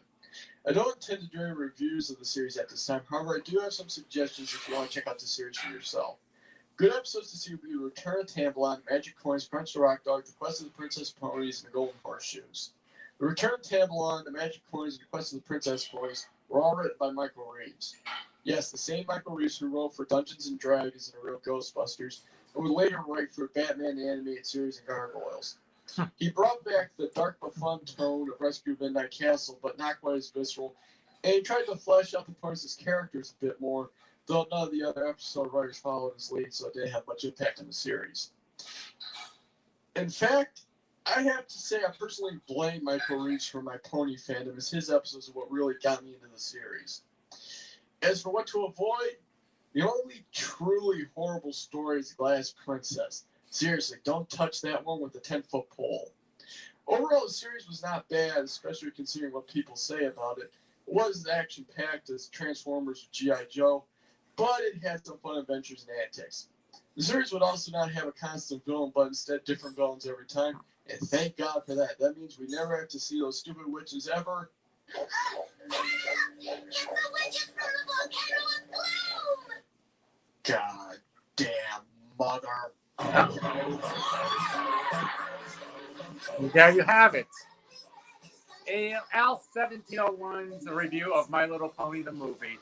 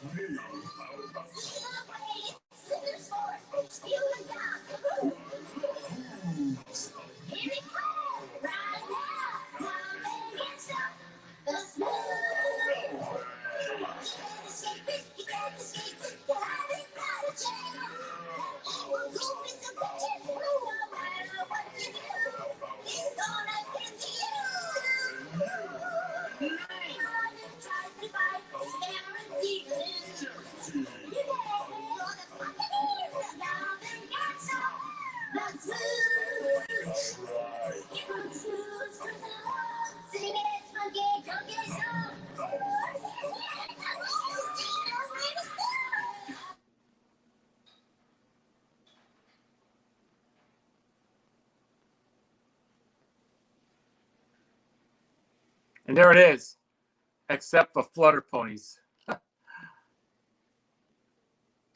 Chuck Norris? Oh, what the? All right, there you go. That was just some summary of the original MLP movie. One of the fastest transitions from winter to spring I've ever seen. While women creatures wander. All right, enough said. That's enough. That's enough. That's enough. Okay, there you go. That was the Al 1701's review of My Little Pony the movie, as it was released 40 years ago. I apologize. We've been busy doing other things. I know I have been doing this. This is because it's a live stream right there. Because, yeah, what a way to end this wrapping up our America's 250th celebration show. Yeah, we've come up with 4 hours. You know, first half of it was like an hour, but then the second part of it is only about 4 hours, like 3.5 hours. Yeah, that'll be enough for this 4-hour video, because this live stream is going to be the longest live stream ever to clock in to near 4 hours. You know, we had fun. We had some great parties. You know, we celebrate looking back at 40 years of the Liberty Weekend celebration. And yes, we did that video earlier, probably about an hour and a half ago, probably 2 hours ago. I actually watched the Liberty Weekend concert, the Whitney Houston's performance, as well as John Denver, Johnny Cash, anything. Yeah, a lot of these great performers that was performed 40 years ago, backed by the Boston Pops Orchestra with Fiedler, John Williams conducting the orchestra. You know, John Williams was the composer of so many movie scores like Indiana Jones, the Star Wars, Superman, and many, many more. I mean, some of the great movie scores they did. Then you could look it under the credits. You know, John Williams did a fascinating movie scores. That's one of the best ones. And there you go. That was a whole other thing. Plus the fireworks from New York Harbor, as it was 40 years ago, and of course the My Little Pony the movie review by Al 1701. And of course that will be in the fall because this fall will be the 40th anniversary of My Little Pony and Friends, which is coming up in the fall of this year. We'll be celebrating its 40th anniversary. And I wish that there's going to be more of My Little Pony the series, which I think we're talking about, but we'll have no way to explain in the future live stream because I will be watching on via live stream because I think this is going to be an amazing job. Hopefully, we will do a better job today. So that's it for this edition of the America's 250th special on MTN Live on StreamYard. Hopefully we'll be back in some point soon, depending on how long it's going to be on there. I'm taking some time off right now. I have to work, but hopefully if I will do more videos at some point in the future, we'll be doing another live stream on the StreamYard. So at this point, because what days I'm going to be doing or whatever, I always want to do that at some point. So I hope you all enjoyed this long live stream, and I have to say thank you all for watching. And sorry to be making it into two parts. I always do another two-part video, and I hope sorry we couldn't make that into our chat here today. And I want to thank everybody. If I have to thank, like I said, I want to thank three of us to be joined here on the live stream, and I hope you'll all enjoy as well. So I'll catch you the next time when I do another live stream. We'll do something else. So in the meantime, my name is MTN, but thank you for watching, and I will catch you again soon, probably the next time on MTN Live on StreamYard.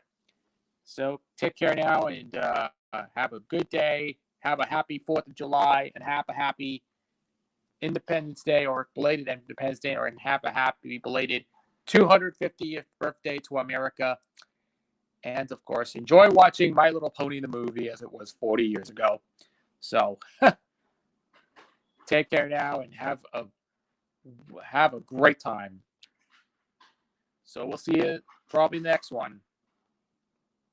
Bye now, and I will sign off, and we'll end this stream right now. So take care and have a great night. Have a good night, and happy 4th of July, and happy 250th, everyone, to the USA, and I hope this enjoys very well, and hopefully there will be more stuff to come. So let's end this video right now.